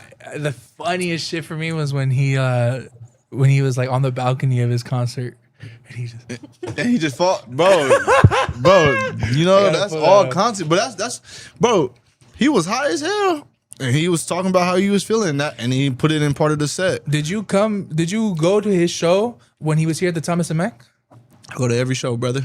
Oh yeah, you did go because you just did a video. With, You really, Bro, really I fuck go with him. like in Philly on September 12th. I'll be there. Hold on. I'll be there again on the 14th. I don't play that. Wow, I can't lie, this look crazy, homie. Oh my god, I've never seen no shit like He said, "Don't do it, Rod." And then watch the smoke go up. this. I'm laughing so hard at this. It's fire, bro. Man, you don't think he's too big to Top be doing Rod that? Wave track. Top Rod Wave. Top Top three. 2019. Changing. And I'm probably gonna go West Side Connection. Yeah, but you know, it just Well, tell us a little bit about each of those tracks. Like, yeah, why you like those so much? 2019. I remember exactly where I was when I heard it. Did it come out in 2019? Huh? Did it come out in 2019? No. I had just bought a brand new Volkswagen Jetta. I had that shit for one day, and I heard that song in it, and then I don't remember the car was gone the next day. Why? What happened to the car? That shit got a lemon. That shit wasn't right. Really? Yeah. Oh, you bought it used? Hell yeah. Oh, I ain't got okay. money like you, bro. I ain't got You know, money. we used. still What are you chasing. talking about? We still it chasing, bro. happens. Stuff like She got that the nicest. happens. She had the nicest car. I was like, what the fuck is Oh, that? shit. What I got a was that? Fiat on 22. I'm not near my you, girl. I don't want to do that. It's No, not, no, it's no, not no, a Honda, no, dude. because It's like you true. know, I wouldn't know anything about cars. I just know it's a Honda and it takes me from here to here. you just gonna say it. Damn. Now people to look. All right, I'm gonna look for the Honda, and that's where B is. And Dude, I used to have license plates that said memes, so I was very detectable. But I changed that. your homie Blue Jay said Darshan hookah after. For sure. You know we going to a hookah spot. Shout out to Chad, man. Let's get this chat back active. Of course, we be in hookah, Oh, but I yeah. can't. The chat. But yeah, so 2019 Volkswagen Jetta Lemon. Yep, that was crazy out. that And then changing, when I heard that shit in concert, bro, I was at this concert. It's different when you hear it live. Bro, Right. what's crazy on the album, I was like, I'm not really a fan of that song. Yeah. I go live. I was second in line. I waited like 7 hours. That's 7 hours. Yeah, really dedicated, bro. You really Real- a fan of me? Thank you. yeah. You got to shoot for that interview. It was crazy. Shout out DJ Fizz and Fade. I got his DJ set up for an interview in Philadelphia the day before the concert. So That's how you do it, homie. You got to interview the what's people up. around. and Yeah, go for I got the an interview with stage. his DJ. Shout out DJ Fizz and Fade. Shout out DJ Chubb too. You also Shout out, when shout you out, do that shout out. interview, make sure to ask him about him. Like, what's your relationship with him? Yeah, Because then when he speaks highly of him, he's gonna see it and recognize you. That's what I do to try to set up interviews. I'll be like, if I know he has like another homie who's like somebody who I want to talk to, I'll be like, hey, what's your relationship with Wooty Whoop? And they'll say something Wooty Whoop. nice. I'll tag them and everything, send it to them. They'll see it and then be like, all right, I fuck with him because they speak highly of me over there. That makes them more likely to go over there. Hell yeah. So I definitely got that shit working. But that's my favorite artist, bro. I ain't gonna lie, I don't be fanned out about a lot of shit. Yeah. But I'm not. It's okay to still be a fan, bro. Like a lot of people be like, oh no, you dick riding this and that. Nah, bro. I'm really a fan because like shit he went to, I went to. But when I heard that shit in concert, bro, what? Don't he got a song about killing himself? Hey, brother, why you got? You went through that? Nah, bro. What the fuck? All the shit ain't relatable. All right. But everybody had that thought before. Nobody can say they ever didn't have that thought. Well, Vegas Kai talks about depression on his episode. I don't live to live, homie. The hell you live to live. Mental health is really That's important. just a meme. There's a dude, he was like at a gym and he was like, fuck you. I don't live to live, homie. All that videos like from 2021. Like, Wait, this kind of like rings a bell. I want to let me say. see. I don't live to live, homie. And then he went viral for that shit and then they would find that fool on the bus. And they'd just be like, I don't live to live, homie. I have another question for you guys after this meme. What's up, man? You're like, stop fucking saying that shit. Nah, go ahead. What responsibility do Vegas content creators have in shaping how people perceive our city? Because, a lot of Vegas online is like strip, clubs, gambling, restaurants, but there's East Las Vegas, Chinatown, local musicians, Chicano culture, small businesses, artists, photographers, dancers, podcasters, streamers. I think it's stuff like this. What we're doing right now is community. Like it's like, oh yeah, go follow our song, go follow B. But it's different if we're all here together in one room. Like people see us together and be like, oh shit, I fuck with all three of them now. Your fans might come in and like the both of us. Mine might like the both of y'all. His might like the both of us. Like it's the whole point. I think it's important to cover community and then that builds from there. Like if we don't need people to pick sides between us. Like we're together, we're homies. Like you can't pin homies against homies. Like, it's not possible. So I just think it's important to show community and When you said homies against homies, you see that little Dirk shit?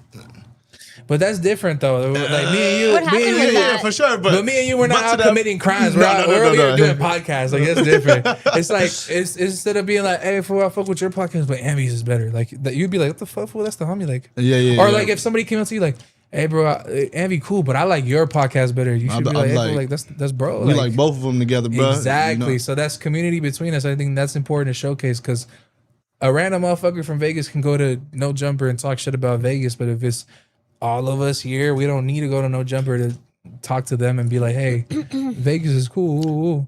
And I think just showing the real, like interviewing entrepreneurs here, interviewing artists here, from different, just not just music, like actual like paint and canvas artists, all types of people. Just Yes, exactly. I love Yeah. the different mediums. I really love the expression of art. It's like, I don't know, it's just so beautiful to think about how amazing the human condition and just like, not the human condition, sorry, the human like expression is like Yeah. just being a human.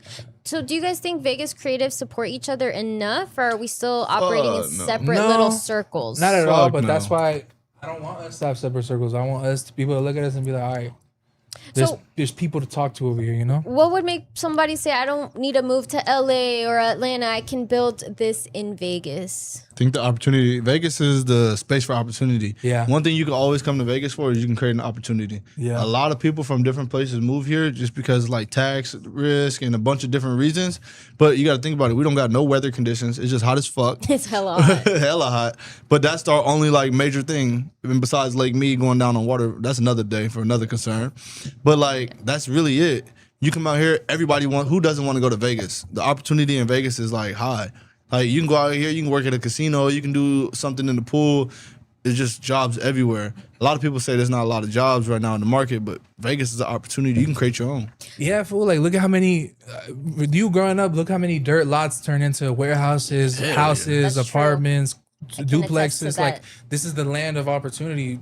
Aside from it being America, like, Right. fool, there's no podcast out here like the that. Silver So it's State. like for us to come up and be like, hey, if an artist wants to come do a media run, they can come to all three of us. You know, it's like, I think that's important. It's just to showcase community. If people want to know what Las Vegas is like, they should be able to go to all three of our channels and see the Vegas experience for what it really is, not just the strip and casinos and gambling and Yeah, there's more to that than the East Side Dizzy Right shit. There's more to that. You know, it's It a is lot more.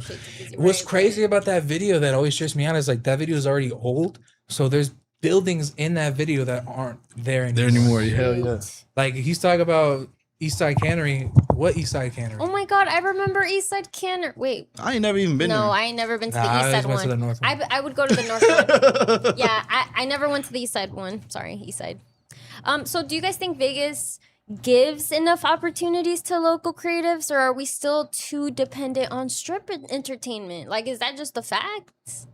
Yeah, because like when rappers come out here, they're not having like local artists open. I think the last one that like, was like really impressive was when Prince Tay opened up for Rod Wave, and that was what 2 years ago. That was at the Sahara. Or, No, that was at Thomas Mack. Mack, or yeah. when Mac Neely opened for a Boogie with the Hoodie at the Hard Rock. See, That was recent. That Yeah, was yeah, recent. yeah. That's a come up for Vegas. I'm Yeah, just yeah, throwing yeah. it out there. I just met Mac Neely. but these things didn't happen 10 years ago. No, So definitely thankfully not. they're happening now. Correct. Yes. I just think it's us having connections. Like, who knows? One of like, you know, we're here in this room, but say one of us gets a high corporate job for MGM, Mm-hmm. and now it's, hey, Envy, this person's coming through. Do you want to? Because we have that relationship with each sure. other. You know. Yeah. So it's us building a community within each other. People branching out and reaching to different high points and corporate positions for us to bring in locals. Like, I know I have a big corporate job at MGM, but my homie over here, he's really good and he's doing his thing. Bring him over here for when, you know, A Boogie comes through to Brooklyn Bowl and stuff like that. Because it's at the end of the day, it's who you know. It's not what you know, it's who you know. And if you have the right connections, you can get into any door. It is definitely For sure. you know. But what do you guys think? What do you guys think is missing in Vegas for us to be able to grow and prosper? Well, Darshawn, I want to. My thing is just the community. Yeah. Right? A lot of people are scared to let somebody else eat. That's all it is. A lot of people don't want to open up and show the connect or show the plug. But when in all reality is I'm gonna meet them anyway. That's my mindset. Yeah. You don't want to introduce me, I'm gonna find them anyway. Yeah. It's like, who's to say they're not going to like me more than they'll like you? Yeah. It's And like- who's to say they give me an opportunity and not give you that same opportunity back? Not put Exactly. you back on. Well, you It's don't- full circle moments. You- But a lot of people are scared of that. People make assumption of the budget before they even know what the budget is. People think, oh, there's only enough for me. No. I always think you can learn something from every single person you meet. Like Yeah. you're gaining an experience with that person because every single person is their own universe, you know?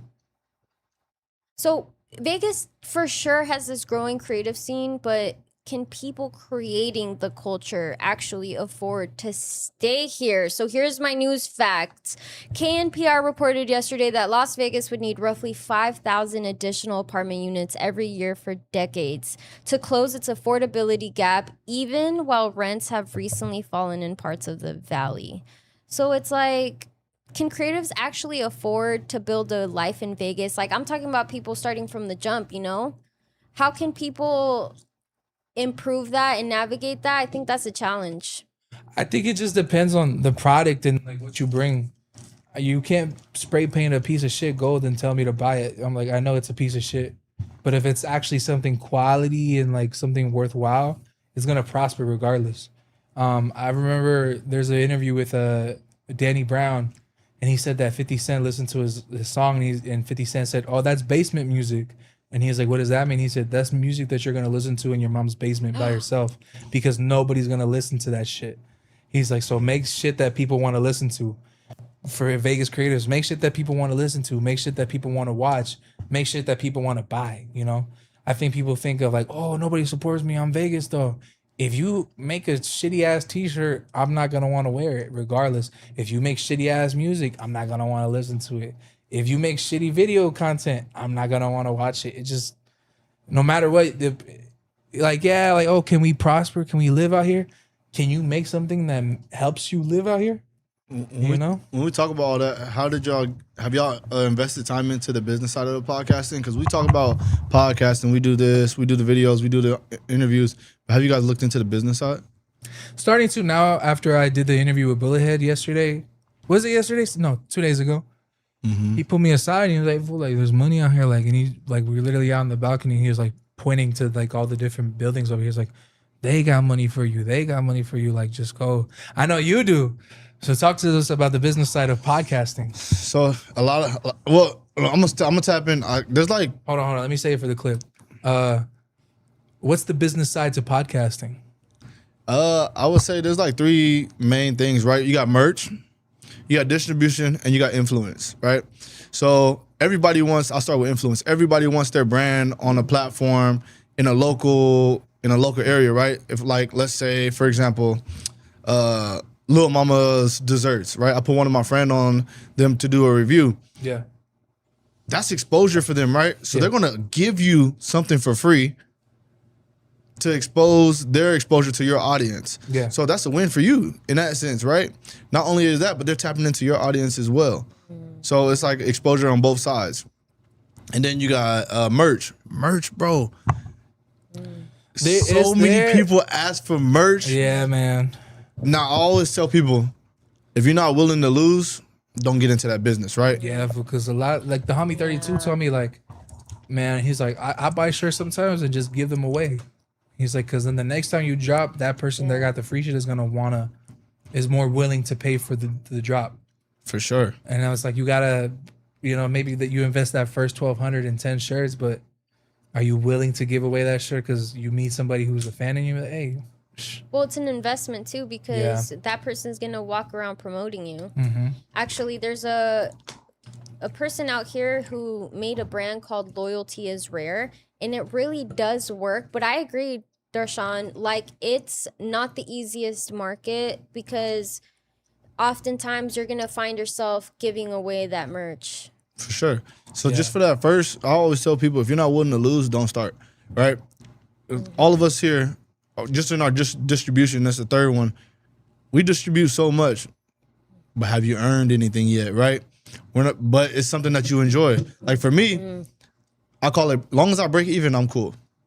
And what I mean by that is I may not get paid for an interview, but if I reach a certain quota that I want, like on views and likes, I broke even, right? The thing too with you is like, when you do another Crib Mac and it's gonna go viral, shop that shit around. Like, hey, this is what it did last time. Do you want to put your brand on here? Yep. And we'll cut it into the video And that's how you sell, right? Yeah. So a lot of people just want like a 15-second to 20-second ad on your platform, right? I have this restaurant, and this restaurant was offering me $1,500, but they wanted to be on 3 seasons, right?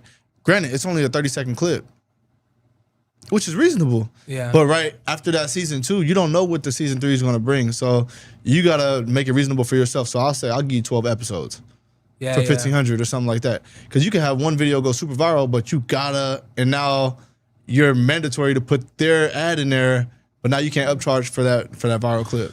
I think the thing too, because we talked about that with Bullethead, he was just telling me like, if they believed in you in the beginning, show them the love with the inaugural price, Like if it costs you this much to get in and you want to still do it, let's just keep it in, Pause. And then, that's crazy. And then a lot of people don't know this, where you can present to brands where, hey, you can invest to be a founder. I got 5 spots to be forever, like locked in forever, something like that. You're part of the founder group where your rate won't change and stuff like that. A lot of people are like, well, my rate won't change and I'm part of the founder group. It sounds energetic to them. It sounds like attractive because like, oh, I'm part of something that's going to be built to like a full foundation. So a lot of people be like, oh yeah, let me get into that. So like I got three founders, quote unquote, that's locked in for at the same price all the time, right? I haven't started advertising yet because I want it done a certain way, but long as you communicate that, you have that respect with them. Like their funds, I haven't touched, and I send them a monthly thing. Hey, we reached this amount of viewers. Funds available. Funds touched $0. Right. But when I do start using their funds and stuff like that, then they'll see that impact on their business. And another thing is, a lot of people don't do is I got 15,000 flyers, right? I'm gonna flood Vegas with my podcast. But 15,000? 15,000. Holy. So I'm gonna pass out flyers all over Vegas. Yeah. And what I'm gonna do is feed to pavement. Well, a lot of people don't do that no more because it's hot and this and that. Everything's on social media. Guerrilla How many people marketing. don't have social media though? And You're missing out on that audience. I wanted to ask you too, based on that, like, how, I don't know. I really like this question about us participating in the attention economy, because right now you're talking about economics, right? And like the way we package the media too, do you guys focus on the clips? Like, do you feel like clips over like long form, or like what are your guys' thoughts on clips? I think it depends on the situation. Like, we literally talked about this before we got in here, but not everybody needs an interview. Not everybody needs a podcast episode. No. But sometimes it might be good for clips, you know? So what we were talking about earlier before we even did this was doing interviews strictly for short form content. I'm not gonna put this up on the YouTube channel, but I'll cut it up and make clips out of it. We can do collab posts, and we still get the attention we thrive for. Obviously, we want followers. You know, I think people like, especially if these businesses don't have YouTube channels, they don't care about if their interview did 100,000 views. As long as they get 100,000 views on Instagram and TikTok, that's what they mostly care about, because that leads to a sale more. But whereas like interviewing Duno, I know he has a loyal fan base and they like the long form content. So stuff like that is important. That's why that one had like 70,000 views and like a shit ton of views on Reels. So it just depends on the situation. Like, does that person really need an hour-long podcast episode, or like, can 20 you just minutes? Yeah, 20 minutes. You cut it up. You don't have to put it out on YouTube if you don't want to, but you just do it for clip purposes. For sure. And I tell a lot of people, like, when you do my podcast, your episode is not guaranteed to come out. Really? Yeah, I tell people, hey, we're gonna sit down and do this episode. Again, the episode is just for content. Yeah. Your episode is not guaranteed to come out. So there's a lot of episodes and clips but there's no full episodes out, right? Because I feel like every episode, like you said, everybody's not meant for an interview. Some people are meant for a clip. Some people are meant for this, right? And I tell all my guests that, again, your episode may or may not come out. Yeah. I almost canned one of my interviews because we were talking and I just got a dry response. Like, I'll ask him like, hey, how you been these last couple of days? Good. I'm like, oh, I hate that shit. And then I asked him one question as like an alley-oop. Like I asked him, hey, does entrepreneurship run in your family? No. You couldn't tell me like, yeah, nah, man, my dad was a plumber for 30 years at this company and my mom worked in the hotel for this many years, you know, like, tell me what your parents did so I know that they weren't entrepreneurs. You ever had an interview you wanted to just walk out? Which one would you think? He like, hell He yeah, I was can't- sitting right there on the side. He like, I can wait for this shit to be over. Don't say it too loud, but I mean, maybe. Not because it was a bad interview, more because of like the professionalism. Are you talking about the chaotic one? I would say that one, but also the That one's not out yet. say names. Just description. Like, we know that one is the chaotic one. Yeah, so then there was one rapper you had who I felt like he thought he was bigger than the program until he got like halfway through the conversation and he started opening up. You know what I'm talking about. But I would say those I get the drip from my wall. Hey, I get the drip from my wall. But I wouldn't say anywhere it was like, all right, you need to hit this. Yeah. Nah, never nothing where I was like, let me walk out, but I was like, No. He asked me That's- if there's ever been an interview that I was like, I want to walk out of this. Like, I don't want to do this. But like, nah, there's been interviews where I feel like I'm pulling teeth, or I'm like, fool, just talk to me, dog. Like, but like, But you're easy to talk to. yeah, but some people like they get the camera is what scares them. They get nervous. You gotta sit into the camera, dude. What if I want to just be You're like, not in the frame. what if I don't want to be in the frame? Damn, Damn, dude. what you audio only? Audio only convert. What are you gonna do for the clips when we go viral? Right? The clips is just gonna be empty. You ain't gonna do it for the Vine? No, just Aw, throwback. But nothing Jeez, bro. where I was like, I'm gonna walk out this bitch, but I was like, fuck, this is gonna be some work. And it was, but it ended up being dope at the end.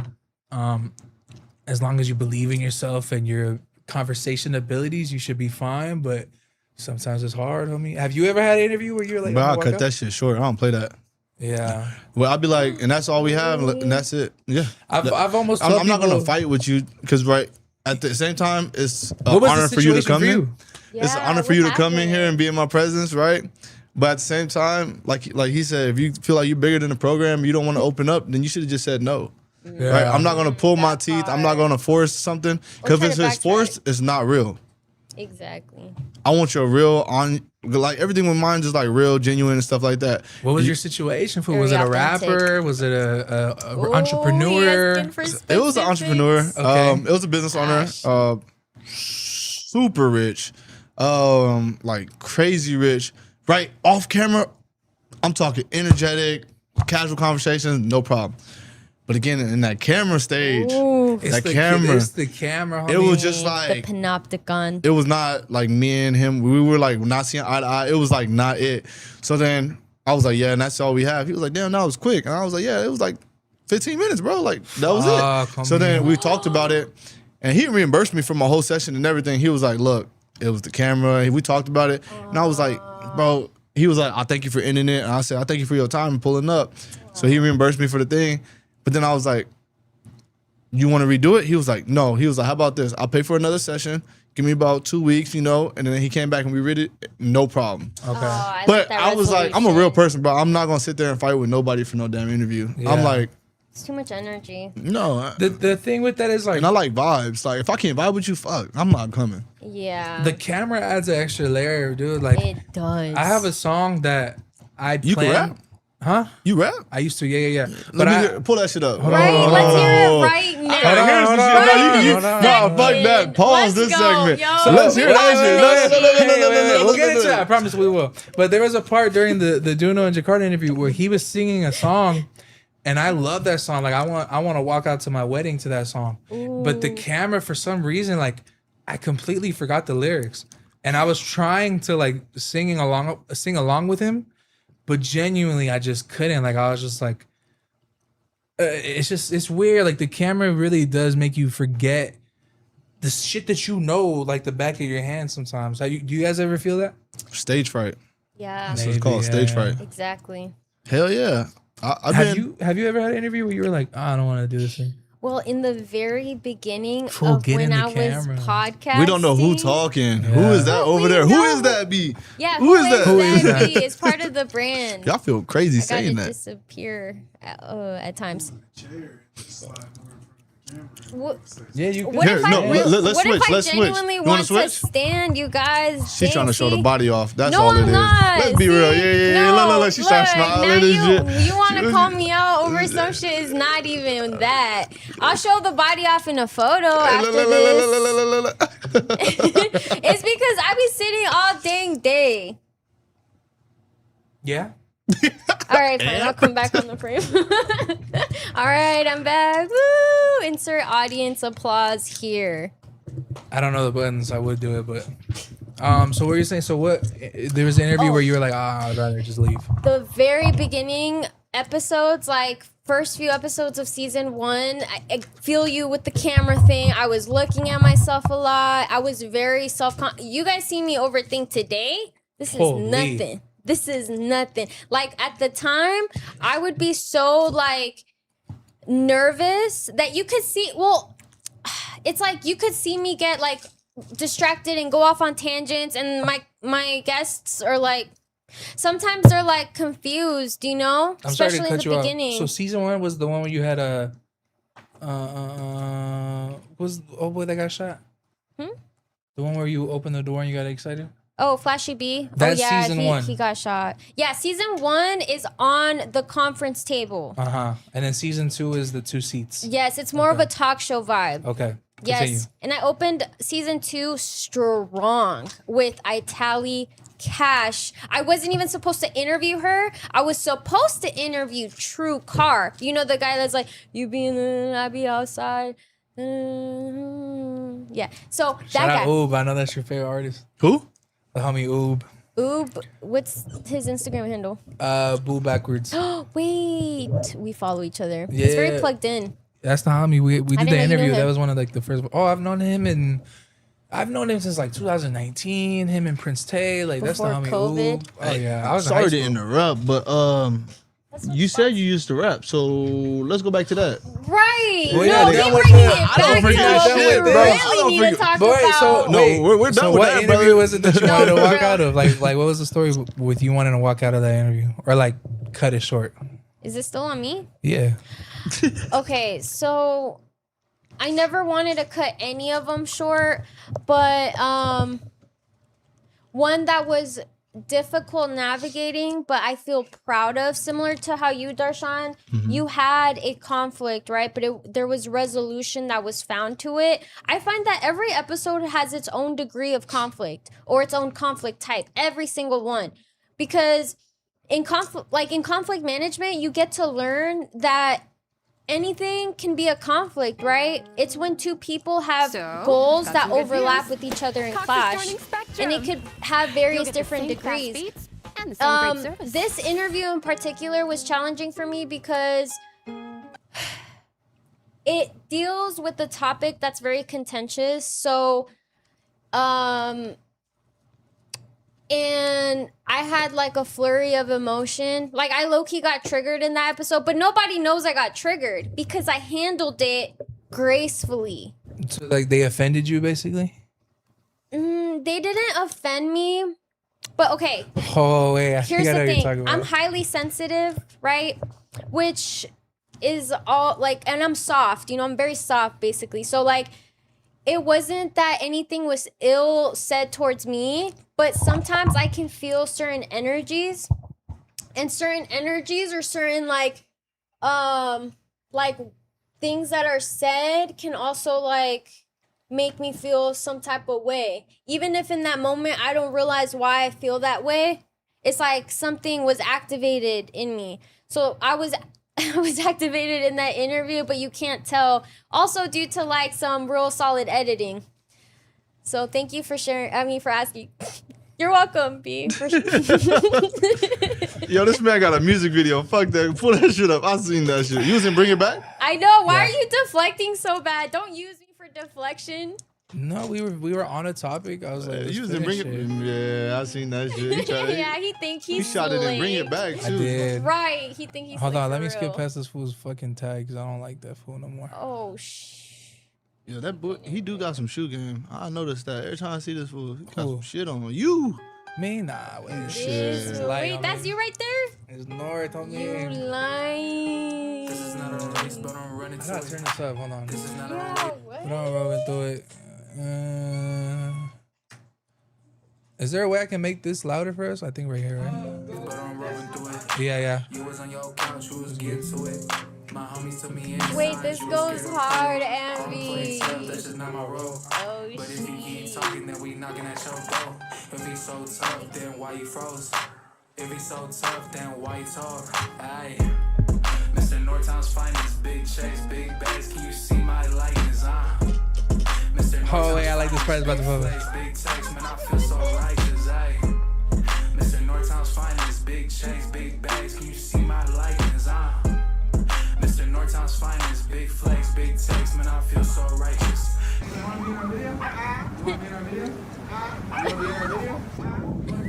Yo, she deaf or something? What the fuck? He don't really do it, he deliver oh it. He shit. don't really body, he a whole bitch. I can't Shout out to homegirl Carla for letting me use her sister's green screen in the garage. Shout out to the Lopez family. Shout out to y'all. kick it with them fools, he a whole lame. I This can't goes kick it with so them hard. bitches, all So she do is creative. Shout out to homie Jonah for the shirt. complain. I give a fuck what a You ain't gonna bitch shout the say. barber out? I was about to say, what about the barber? Because he got you lined up good. Shout out Money Lines on Instagram. My barber for over 10 years now. My boy L. Shout out Big Bro. Love it. That was her dog, but she was like low key like living outside of her car. Like it was like She got a blade. Wait, go back. She got a blade coat on. yeah, way. The fuck? And a do rag. Like she had hella shit in there, fool. Like I was just like, and then she pulled out the dog. I was like, where the fuck the dog come from? She got a leather glove on too. Now she in the Matrix. Aren't That's we the all? homie Herm. Hey, I like the gas station scene. What year was this? When did this drop? 2021, 2021. Hey, that's valid, dude. Ain't no squares on my circle. You ain't one of us. You can flash it all you want, boy. You ain't finna Oh, shit. Baby, keep talking, cause these lips won't touch. Been told, bro, you a hoe. Caught him by surprise, cause he. But yeah, fool. That's Yeah, fire. you right? ain't think I was gonna do that one. Yeah, I didn't know you had a video. You always be like, yeah, I man. can rap and this. I hear some. I started off rapping, fool. Look up Bo It Sosa. makes Look up a Bo big Sosa. difference. This is who I think you should get on your How you platform, spell it bro. again? BOE. BOE space. Yeah, Sosa. What the fuck? And dude, keep it with me.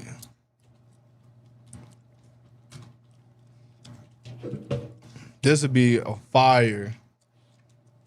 This is an old video though, but still artist. Here, California. I'm sending you the fucking YouTube Premium invite tonight, CC. Yeah. Ain't nothing wrong with ads. There's everything wrong with that. Unless you're subscribed to Creative Genius Studio, please watch the ads because that's how we get paid, even though we're not monetized yet. Oh my gosh. This clip is comedy. Which one? The one you posted. Which one? Which one? The one that you sent to collab on where Oh, we're like talking about we're live. This This, is this artist. yeah, Where's he from? California. What Sac? part? Sac, yeah. Sac Town? Gotta be. How you know? I could tell. Keep it with me. Oh shit, the $20 Oh, I think I heard this one before. Oh yes. This is who I think you should try to get. It's a whole lot of violence in my city. They want me dead, so I gotta keep it with me. You want the smoke, I bring the whole gang with me. I'm getting to the money, that's why these niggas hate me. It's a whole lot of violence in my city. Beat goes They hard. want me dead, so I gotta keep it with me. You want the smoke, I bring the whole gang with me. I'm getting to the money, that's why these niggas hate me. Ay, why they hate me? One call, baby D pull up with 50. Niggas speaking, we'll light up this city. Bounce out, shots fired, leave it empty. I'm tryna run up a bag, she tryna date me. Little bitch on my dick, she gotta. You gotta lock in, bro, My mama and get pray him. that I make it That'll be home. fire. Did you see this fool got out? Yeah, I like that artist. he cold. That You used like to this be- dude? Ooh, Bo or him? Damn. Who is this guy? This is that guy that went viral like a couple years ago. Where he was like, "Yeah, mama, don't worry, you raised the gangster," and he had like a crazy ass haircut. Let me see if I can find it. He just got out because I think he killed his barb, the Shag. I know. What's his face? Him be no, not him. What's King Yella? No. Yella Beezy. Yella Beezy. That's on me, baby. Baby. He has that. Yeah. Who else has it? Jabo has it. Who else? All the EBK people got that shit. I had a homie who had that shit, and when this fool went viral with his haircut, my girl was like, "He looks like that one dude." And I went up to him. I was like, "Hey, my girl said you look like the dude that be like, hey, mama, don't worry." And he got hella mad. He was like, "I would have said Jabo." I was like, "You not Jabo, fool."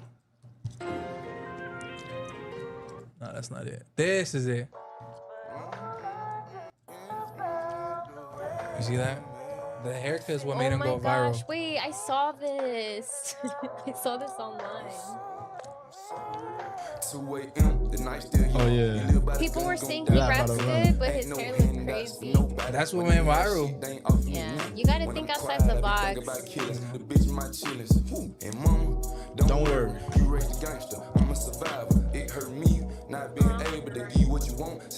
What happened? Oh, we got it? 30 seconds. Okay. Shit. Thank you. Good call out. Fuck. Or yeah, because he did get signed. That's the thing about. That's why I Y'all like did? playing. He did, yeah, for sure. That song was what got him signed. That's why I like playing street rappers and shit because none of them fools are signed. Like I can play Yeah, AFN Peso independent. with no worries because they're all independent. Like you eating a clip up, homie. This is nothing for you. You know? Yeah. If we see our analytics, homie, fuck. It's all. But yeah, man. What else? What else you guys want to talk about? What's your favorite fast food? Burgers. Burgers. Fast food. Bro, like I burgers, don't bro. think you really Mexican. Right now, I just don't like Chick-fil-A. 4 dishes. There's other Mexican food than just those. Like Which dishes? I'm not a fan of menudo. Do you eat pozole? Menudo's I'm not a kinda fan like, of pozole. I Bro, get you not paranoid real. eating it. It's kinda You like weird. pozole? Hell yeah. I like Man. pozole too, but I don't eat pork no more. Man, that man. They make chicken. I'll eat the chicken one. Yeah. I eat all that shit. I just ain't Not eating the no pork cow one. tongue. I ain't eating no lengua. Nah, I ain't I ain't none of eating that lengua. shit. I'm not Yeah, eating I cabeza. liked it before I knew what it was. I ain't like none of Once I that. seen the real lingua, like I'll just splayed out. I was I like, seen nah, that I'm motherfucking cool. tongue. I said shit. Yeah, it's like rubbery. It's like very soft sometimes. I got like too. very country Mexican family members, so like they'll even eat the balls, Ew. like cow balls, pig balls. What They the just eat that shit. fuck? And then You talking about eating horse meat? Now you eating cow balls? they what eat the balls. fuck? They eat the balls. I don't eat the balls. They used to like do that. They used to like hold that shit Pause. over and just be like, What? "Oh, look, we're about to eat this shit." And I was like, "No." Yo, I said, "I'll take a ribeye." Comedy. I'm Bro, not doing. And see, but I can say that, and then I'll be like, "I don't want to eat cow balls," and then now they're like, "Oh, you're not Mexican." Oh, all right then, fuck. Ugh, the Mexican American dilemma. Yeah, it's not crazy. Like it's not like I'll go what to do Mexico. you mean it ain't crazy? No, because it's like it's not Like like I'll go to the Mexico and they'll cow like ball? beat me up because I'm Mexican American, you know? It's not that crazy, but they do feel a certain way. Like they have a word for us, pocho. They're like, you're I've not. never heard that Bro, word so he before. eat cow You never heard balls. pocho? No. Horse meat. It's What just the like- Where did it fuck? start? It's what they would call us because we're Mexican, but we're not from the land. Oh, okay. So that's just it's the same thing. That's where the word You Chicano. eat cow balls? Fuck. we there. What the fuck? Nobody here eats cow balls. Unless. I mean, I like birria. I love birria. Birria's good. you dip that in the baby oil? What they call it? See, well, see, that's the- crazy. No. With that Baby little oil oil. shit. Consommé, That shit consommé. tastes like. Don, what are we talking about? Baby oil is crazy. homie. No, you know what the hell I'm talking about. Oh, here That's we go with the Diddy. racist Oh, shit. shit. You might have said fried chicken That's grapes. Diddy. No, Shout out I Happy didn't say Dad. that. Get the grapes. No, No, guys, no, let's not do this. Look, since we are on this topic, I did want to just say one note tonight. This was my most important thing because it's an idea that I got last night. As I'm watching this this meme, and maybe I can pull it up as I'm talking, but it's a video of Dolly Parton singing the "I Will Always Love You," right? The original from the film. And then right after it shoots to Whitney Houston's live performance of "I Will Always Love You," right? And I just like spawned this epiphany upon me that Whitney Houston took this song from Dolly Parton, right? Took the best of like the white American from the song and then injected it with the beauty, grace, talent of black American talent. Did you really get nervous? I know where it was going for a second. I'm walking a thin line. I understand that. And the reason why I'm not done yet. The reason I bring this up is because you see artists like Elvis Presley who gained fame from drawing from Big Mama Thornton. I think it's Thornton. Just drawing from like black culture and like black Correct. music. So the epiphany that I had was that, you know, if we can all, back to reciprocity, share value towards each other, we can really become Reciprocity. greater. Look how incredible that Whitney Houston song is. Yeah. You know, and Elvis Presley became the king of rock. And we know historically that black culture has been erased, but it's important to see there's different ways that we can share But positive. I don't think Dolly Parton reacts that way to Whitney Houston reinterpolating her song if the business wasn't done correctly. Like had Whitney just did it, put it out without letting Dolly Parton know, or handling the back end business of it, like percentages and all this the boring music industry stuff. I don't think Dolly Parton would have shown as much grace. You know, it's difference between, you know, paying paying homage and working business out correctly versus just taking my shit. You know. Well, originally Elvis Presley wanted that song, and she said no to Elvis Presley because she wanted ownership of her song. Yeah. And so when Whitney Houston did her interpretation, she still had publishing rights, but Whitney Houston made so many royalties. Dolly Parton used that money to fund a school or like fund stuff in education, and she said this is, you know, this was built from Whitney, you know, because Whitney blew up that song. Do you have a favorite Dolly Parton song? Jolene. I ain't gonna lie, rest in peace with Dolly Parton. But if your name is Jolene in any sort of way, we're beating the shit out of you this weekend. I'm not gonna lie. We're gonna have to beat your ass if your name is Jolene. A 72-hour purge this weekend on anybody named Jolene. If you see a Jolene, slide for Dolly. That's all I gotta say.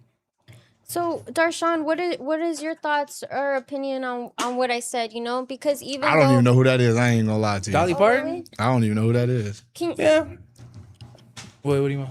Can you post this, or can you show this video? This is the video that I was talking about. One thing about me, like a lot of famous people, I don't know who a lot of famous people are. So like, I don't follow nobody famous. Yeah. On my Instagram, I don't follow anybody famous because I feel like they lead me to the wrong perception. The only person I follow is Rod Wave. That's it. You glazing. I mean, But I don't follow anybody famous though. that was crazier than me talking about horse meat. I only follow Rod Wave. What the fuck? You eat cow This is- balls. this What we is, talking about? I don't eat What cow the balls. fuck going on? I don't eat cow balls. But this is Dolly Parton. Did I've you never see seen the her. video I posted? You send it Cece, to. It smell good in the motherfucking here. What that is? What are your what are your thoughts about what I said? About black women? No, about Oh, Big Mama Thornton. what you over Yeah, there eating on? That shit smell good. but yeah, that too. I'm laughing at him. Go ahead. No, I just, you know, I really don't want to like Get a mic, fool. misspeak. Nah, 'cause Man, we can switch spots. No. I got an idea. I got an idea. Oh, I was scared for a little bit. I got an idea. I'm You like, come sit right shit, here. did I I'll say go over there in that something kitchen what you wrong? got, and we can figure What some did I shit say? out What right part now. was You it? said anything wrong, like I didn't know where you were going, and it was just like A a trigger. reflex because I stand on shit, so I didn't know if you were about to be like. Come sit down right here real quick. Yeah, No, come no, over yeah, here. yeah, yeah. Come sit over down. here. Come on over there. Anvi, come pull up. Share a mic. Share the mic. Here. No. No, you're good. I'm about to eat dinner, but no. We gonna eat this. Here, you can see me. I promise it's not even that crazy, but I promise you, that's just smell. it Darshan, come back over here. oh god, I was not prepared. I don't know who that is. Oh my god. I didn't know if you were gonna say. Did she make Working 9 to 5? Yeah, she did. Working She 9 did. to 5. I just didn't know if you were gonna say like, why, like she sucked the soul out of Dolly Parton's song. Like, I didn't know. Oh my god, Yeah, no. no. Oh my goodness, Yeah. no. Definitely not. Yeah. No, I was thinking more so of like a positive influence. Yeah, you know? no, I picked it up. No, and At then- the end, yeah. It gave you like a curveball. I do have a wicked way of saying things sometimes. That's all right. I think it's because you overthink, so you ramble a little bit. I do ramble a little bit. Thanks for pulling up. Here, Darshan, you can sit right here. We'll do our swap now. Sorry, D. I went through your DMs. Damn, D. Exactly. Just bitches. You heard that? Acknowledge the difference between paying homage and just being a culture. Yeah, so it wasn't. Yes, it's an important distinction to make. That's why I'm glad CC came over here too. Just gotta vet the convo. Yeah. Cece's from the South, so she doesn't like, you know, people playing with her culture and like her terms. Like Yeah. sometimes I have to tell guests, like, Right. hey, you're not black, so please don't say the N-word here because my producer will trip. Please don't. There's been a couple Yeah. people who've had slip-ups. Thank you, Cece, for not tripping on it. Thank you. I know it takes a lot, and I appreciate you. It's more about education, really. Yeah. Right. I ain't gonna say the name, but you know the guest. I felt like he handled it really well. Like, you know what I'm saying? You can say the name. I'm not tripping. Okay, but like, Shout out Sharky. yeah, Sharky, like, he was honest about it, and at that point, it becomes a different conversation. You know, because nobody ever said nothing to him. He might not even know the history, so. But yeah, Yeah. I like what we're doing here. You know, Lyndon, I think you did make a good point. Like, we gotta share, like how we all roasted Andy, like Sully and all, like we're like, you know, you fucking it up, like he out sharing the culture. You Imagine know? Like, being I'm able like, to ooh, build I got one up on just him. by thinking about it. Meet Base 44. Yeah, we sharing, but you ain't sharing that food. Anyone with an idea. I promise you don't smoke, boy. You sharing that shit? That's just ground beef and rice? No way. Yeah, it smells good. I mean, Oh, that sounds good. I got tired of eating ground beef and rice. I mean, that shit didn't smell like that. Gotta hit them I'm not gains. eating cow Oh my balls. god. If I served you Rod Wave balls, you would. Hey, yo, you crazy. Nah, hell no. Where the fuck is Sharky? Why the fuck never is he invited you to- He's not even in the video. All right. Whatever. Well, so what do you think about? Can you get more into camera? Way? Oh, yeah. So what do you think about Rod Wave versus Boosie? No comment. Nah. I can't even comment on that. Are you heartbroken? Do you like? No, well, I take, at the end of the day, I take Raw Wave side. And I'm going to tell you why. From a business side. Boosie doesn't own the lyrics or he doesn't own the song. He sold that publishing a long time ago. So how are you going to get mad bro, you at gotta just- someone giving somebody else the rights to something you don't own? Yeah. I'm not going to pay somebody else that fucking don't own the shit. If you I'm don't going to pay own the it- label. Man, if you don't own your shit, I'm taking it. So why would you even get mad if you don't own your fucking publishing, you don't own your shit, you don't control that. So I'm gonna pay whoever I gotta pay to get it cleared, and that's it. I'm not gonna pay your ass. I respect you as a great OG, but I'm not gonna pay you. I think That's it was the side I take. I think it was real of him to even throw him that dollar. Like, hey, Yeah, I'll give you 100. Yeah. But now since you diss me, you ain't getting shit. 100 is crazy too. Like for you to still be like, nah. Like I'm like, what? And you don't own the shit. Exactly. So Like- I'll take Rod's side on that. And as Rod Wave just growing and like being an entrepreneur and building his business, I give him props to even going that far. Just like digging deeper on why owning your publishing and why owning your masters is so protected nowadays. How old So- are you? 26. All right. So I got a question. If somebody come to you with a deal, right? Podcast deal, Uh-huh. they want 50% of what you got. You gonna take that deal? They gonna own 50%. Nah, for sure we have to work something out. It depends. It's like if we didn't build it up from the ground up, hell no. Because But it's like they got the bread though. Yeah, right but now, it's like- $2 million on the table. They want 50%. yeah, let's do it. Oh, 2 mil, fuck no, 2 bro. mil, I'm not doing no shit like that. 50%. I'm like, yeah, I don't know. No. It just depends. Fool. It also depends on your leverage. If you're talking about me right now, sure. But if it's like me with 1 million followers, go fuck yourself, Me right now ain't signing two M's. man. That's a strong What about you? statement. What about you? 50%. 2 M's, 50%. Based on the story I got from Matthew Kadish, the owner of Las Vegas Podcast Studios, who was essentially offered a big like lump sum of amount like that, and he declined it, I would have to say no as well. It seems like the smarter business choice. Yeah. I'm gonna tell you that I talked about it on I think my second episode. I got offered $250K, right? For 3 years. Wow. Sheesh. No episodes ever dropped. 250, 3 years. I went in there, had like a little panel interview. It was dope. So I said, give me 5 minutes. I talked it over with the guy I was hosting with at the time. He talking about do it. Bro, I put that shit in the calculator. I'm like, hold on, after taxes. After you get your cut, I get my cut. After we put it back in the podcast. 3 years, brother, that shit going first year. Yeah. At the end, you're And then at at- like 7,000, 70,000. Man, we ain't getting shit. Yeah. Just in no. taxes alone, that 250 coming down to like 189. Yeah. Right? So then my thing was, right, I was like, I won't do the half. Well, they wanted 35%, which isn't bad for just starting out with no episodes and nothing, because you have nothing to leverage, right? But I wanted a distro. I'll give you the distribution, but I want to own everything, all my content. Yeah. Because I can always make money off of that. Yeah. But I'll let you distribute it for 3 years and on your platform. But nah, I don't want no. You ain't taking shit. For somebody who didn't build with me, fuck no, never. But That's a smart strategy, if it's though. from the ground up, yeah. Yeah, I'll do distribution deals. For sure. Yeah. Putting I get us to your onto some network game. And you help me build even further. For sure, we can do that. Yeah. You ain't just coming in and talking about I need a slice of that pie. Right. That ain't happening. And they tell you, hey, you still gotta edit though. Huh? Ooh, you still gotta edit though. Ooh. Fuck no, homie. That's what I'm saying. I'm not. I mean, 2M sound good, but you gotta think about them taxes. A They lot of people do. Like, yeah, you signed that paper. That's like an artist. How do y'all feel about artists getting an advance? You get 250,000 advance. It's called an advance for a reason. That shit gotta come back. Yeah, I mean labels are just predatory banks. You're better off going straight to the bank, asking for the loan, paying that percentage than paying a label because you don't make back the money. Like say like you owe the label $2 million.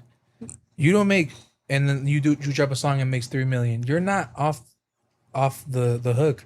They're taking money out of your percentage. So like if you get 33%, if you made 3 million, you only made 3% of that 3 million, 33% of that million. And that's how much they're like, that's what you count for. So it doesn't matter that I made you guys the lump sum. My percentage hasn't paid you back yet, so I'm still stuck with you. And then what a lot of people don't know is like when you get into those contracts and stuff, like after reviewing it more, I had no dollars in media, right? Where in a contract you want dollars in media, you want dollars in distribution, there's budgets for each one. That $2 million is just not aligned just for you. You can't just go in there and get that $2 million Exactly. and put it in your pocket. That shit don't work like that At all. $2 million is split up into like a bunch of categories, and you got to use it within those categories. So That's knowledgeable. But how is it for you? Appreciate that. Because I learned a lot from that one meeting. I'm like, no, they try to get over on me, and then I just went back and took everything that guy was telling me. But still to this day, I can still go grab that same deal. yeah, Oh, that's nice. Still to that day, it's still on the table, but Hey. it's just not for me. yeah. More opportunities, better, greater ones will come. What I don't like is when artists sign to artists. That's what trips me out. I'm like, you signed to somebody that signed to somebody that signed to somebody. It's giving MLM 80-60 deal. Exactly. like I on mean, some Herbalife shit. that shit too. It's like there's people like Chino Paca. It's like, why are you signing? Chino Pacas. Why you sign a Fuerza Regida when Fuerza Regida is signed to Rancho Mide and Rancho Mide is signed to Sony? El Gordo Trae el Mando. That song goes hard. Repeat what she said. I can't. Yeah, he's like, Wait. Do one more You time. gotta we gotta show Darshan the song. No, wait. Say No, this. fuck, I'm gonna get copyrighted. Oh, El Gordo Trae el Mando. I can say that. El Coro talón con mano. Whoa, Hey, that's really close. Yeah. He said El Gordo I feel está like if you mamando. keep No, practicing, you try you'll to say get El the Gordo accent down. tacos. I Oh said my the whole God. shit. So you eat that? Yeah, hell yeah. Yeah. They you get 15% But Mexican. do you remember? Do you remember a time when people said Tacos El Gordo was nasty?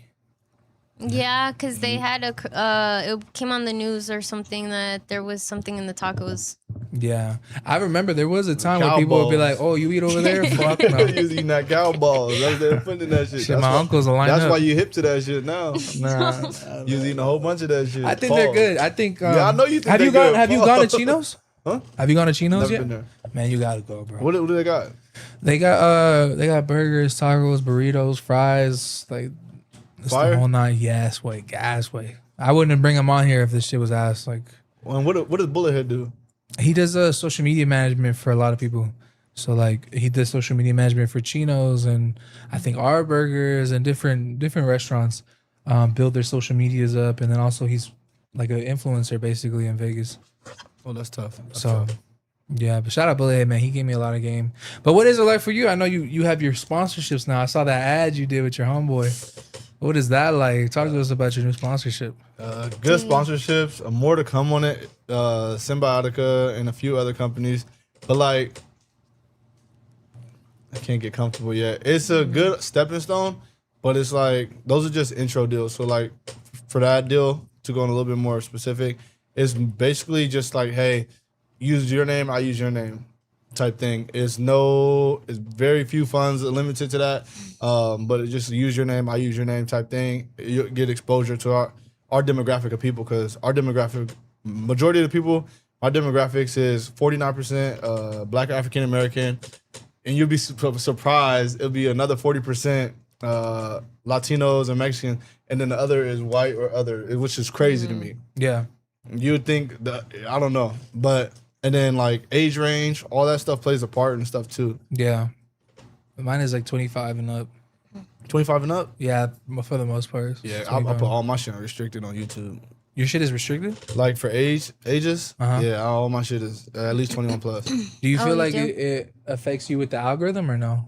I don't know. I just don't want to find out and be in that space where you get reported. Yeah, or it just cuts kids out as your audience, which I get.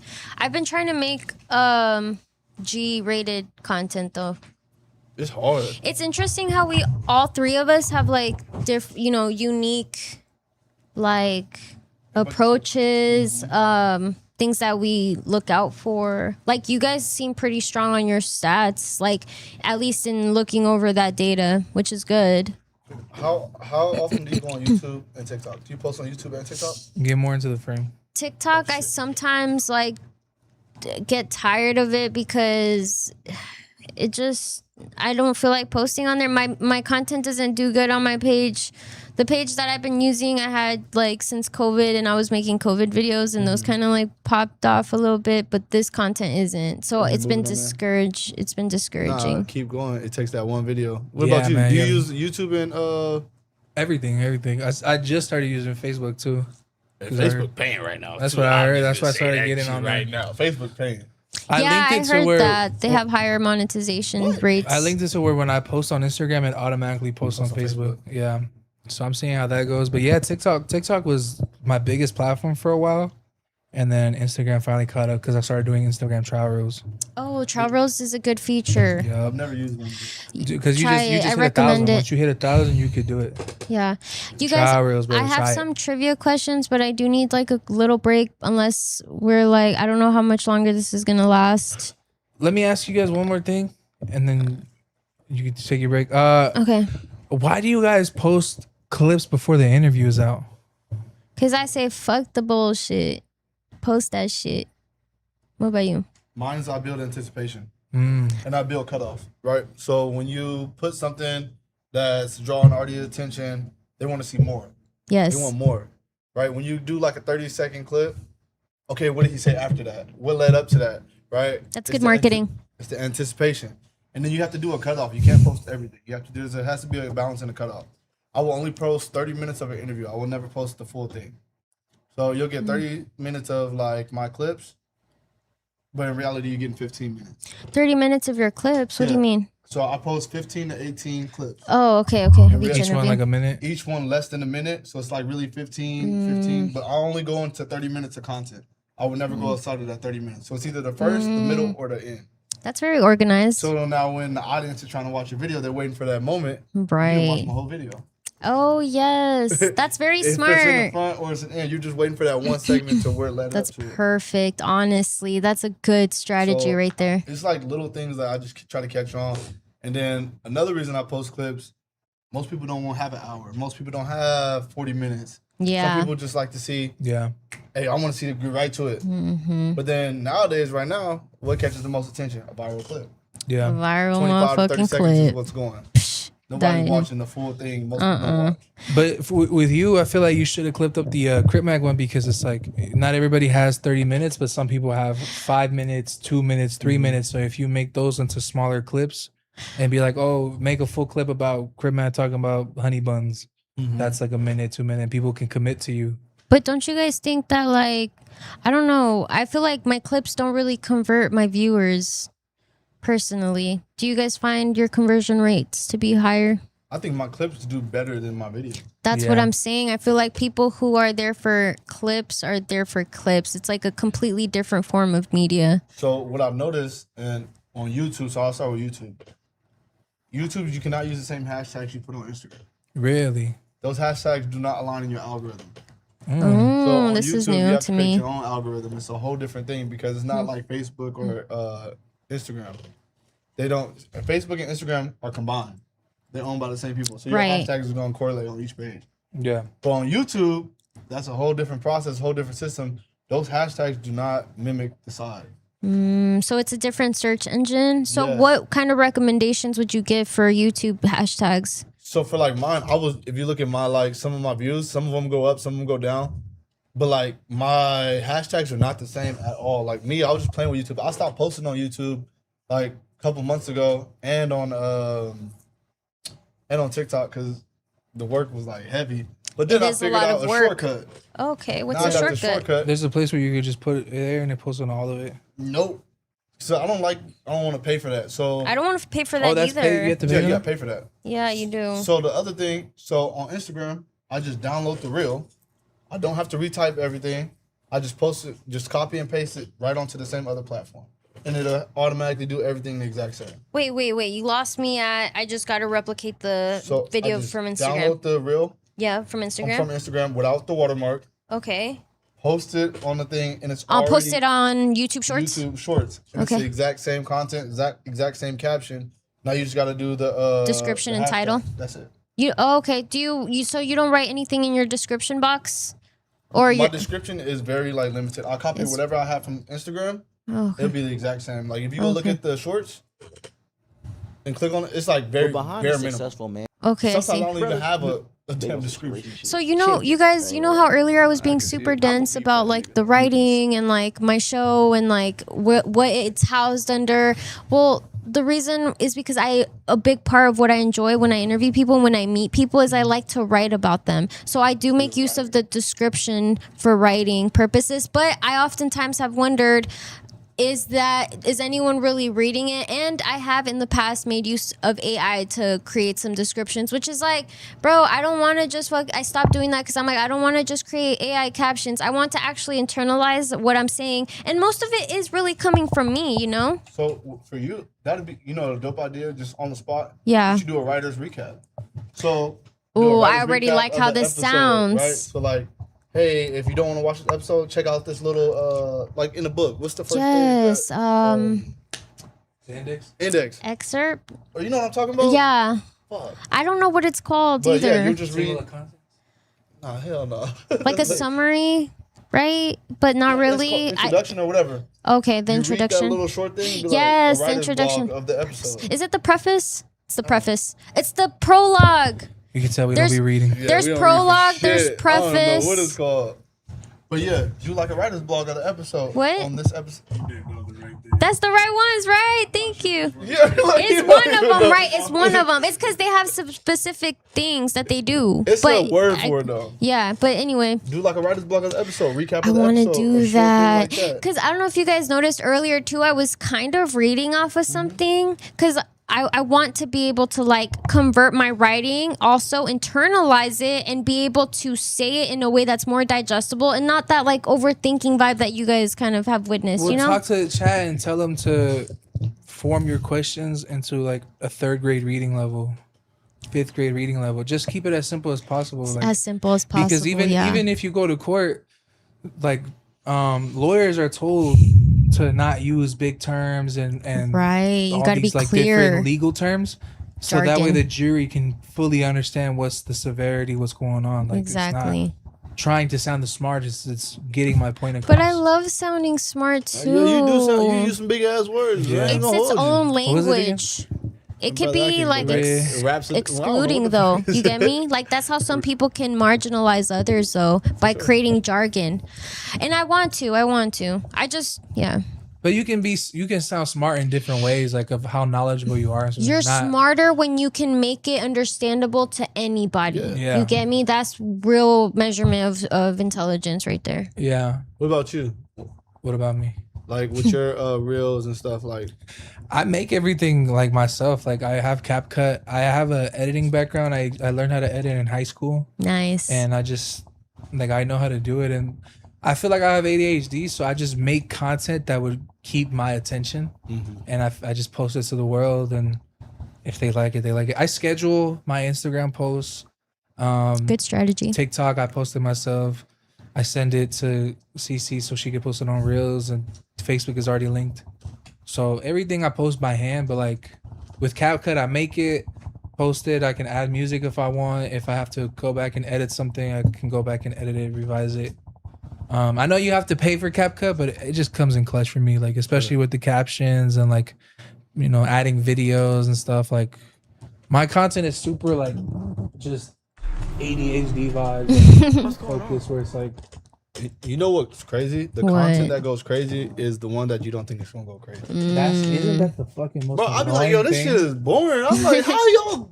What? I got something way funnier, and the audience don't think it's funny. But at all. but that's the thing What too. the But fuck? it's also understanding the audience. Like, what audience do you have with your Right. audience? Like, That's like big. the homie Duno, his audience is just used to them talking with a yellow caption.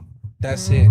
There's nothing to like. There's no edits. There's no crazy photos. It's literally just them talking. So Got when 5K followers, bro, congrats. Thank Dude, you, I thank seen you. you break that barrier. Yeah. 5K. Congrats So, on I that ain't never 5K. ran I'm that. right behind you. yeah, man. Some So friendly when, I competition, interviewed him, I perhaps. just did it like what his fans are used to.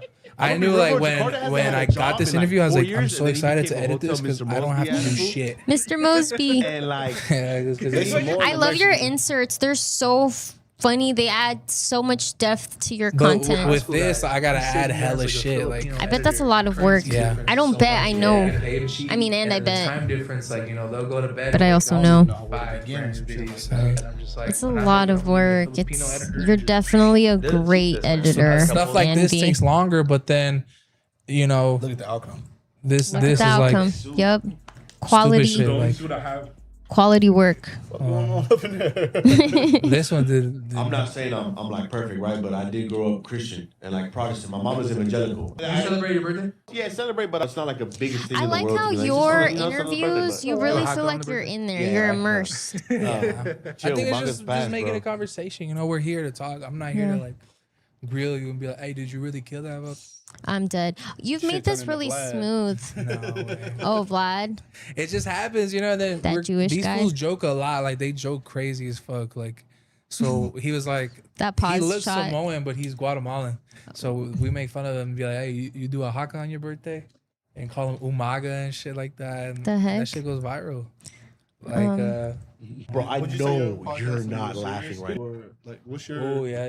That's a good My question. mine is Hold on. Go ahead. mine. Do you ever just find yourself slouched? Yeah, mine is more like rooted in learning about people's purposes, what drives them, and how they express the art that is within them to express. Personal. And like, you know, how can somebody who is just starting off, like, and that's why I said I don't close my videos off to kids, because I was a kid who needed to see role models and things to do in this world, because I really grew up out here in Las Vegas thinking like, I don't know what the future holds. I don't know what life is supposed to look like. And so I feel like by me highlighting people who have literally paved their own way is really okay for kids to watch. What about Yeah. you? What do you think your niche is? I want to be more comedic because that shit is just You easy. are comedic, dude. But like, I like talking to people and like asking them like, hey, how did you do it? Like, I interviewed Mikey from On the Arm. You know, he just celebrated his 10-year anniversary. Just like a fucking sneaker store, clothing store celebrating 10 years in Vegas. Like, that's an accomplishment. Yeah, I'll show you right now. Well, I think something we all have in common, all three of us, is that like you have a lot of knowledge, you have a lot of like wisdom and experiences in your belt. Same here. And like we're all, you know, sharing it and building a community with it in one form or another. And it's revolving art and business and music. All right, this is my break. Yo, that's crazy. Do your And then shit. the outlook she was talking about, everybody got like a different outlook. Yo, that's fire on the clothes. Oh yeah, he does all like the vintage stuff. He's dropping his Hey, tell bro, So this hook is us a- up. Shit. yeah, man. He has a fly ass hat. He's dropping this Sunday on his birthday. This polo. Tell brother hook it up, man. And then this shirt for the ladies. There's a male dude version, but it's not like this. It's like this. Yeah, I was about to say. Oh, I like that one. Oh, he has his own belt. These are the belt. Hold on. that's fire. Young kid too, huh? 29. Yeah, that's fire. This is his belt. Keep going, bro. Shout out Mikey, man. I'm so excited for that interview to come out. I hate that we had to cut it short too, but I was in a time crunch that day. Shout out Mikey, brother. Sit right here. His hat is crazy too. Is on the arm hat. What the fuck is this? Vintage In-N-Out shirts. Wow. That's tough. He definitely got an eye for. He's been out here for 10 years. It's the same thing with like Bring It Back and like RP Waves and stuff like that. Like, and he does collabs like Jeezy, Charles Oliveira, Full Violence. I'm wearing their shit right now. I'm trying to find his hat. There's Mikey.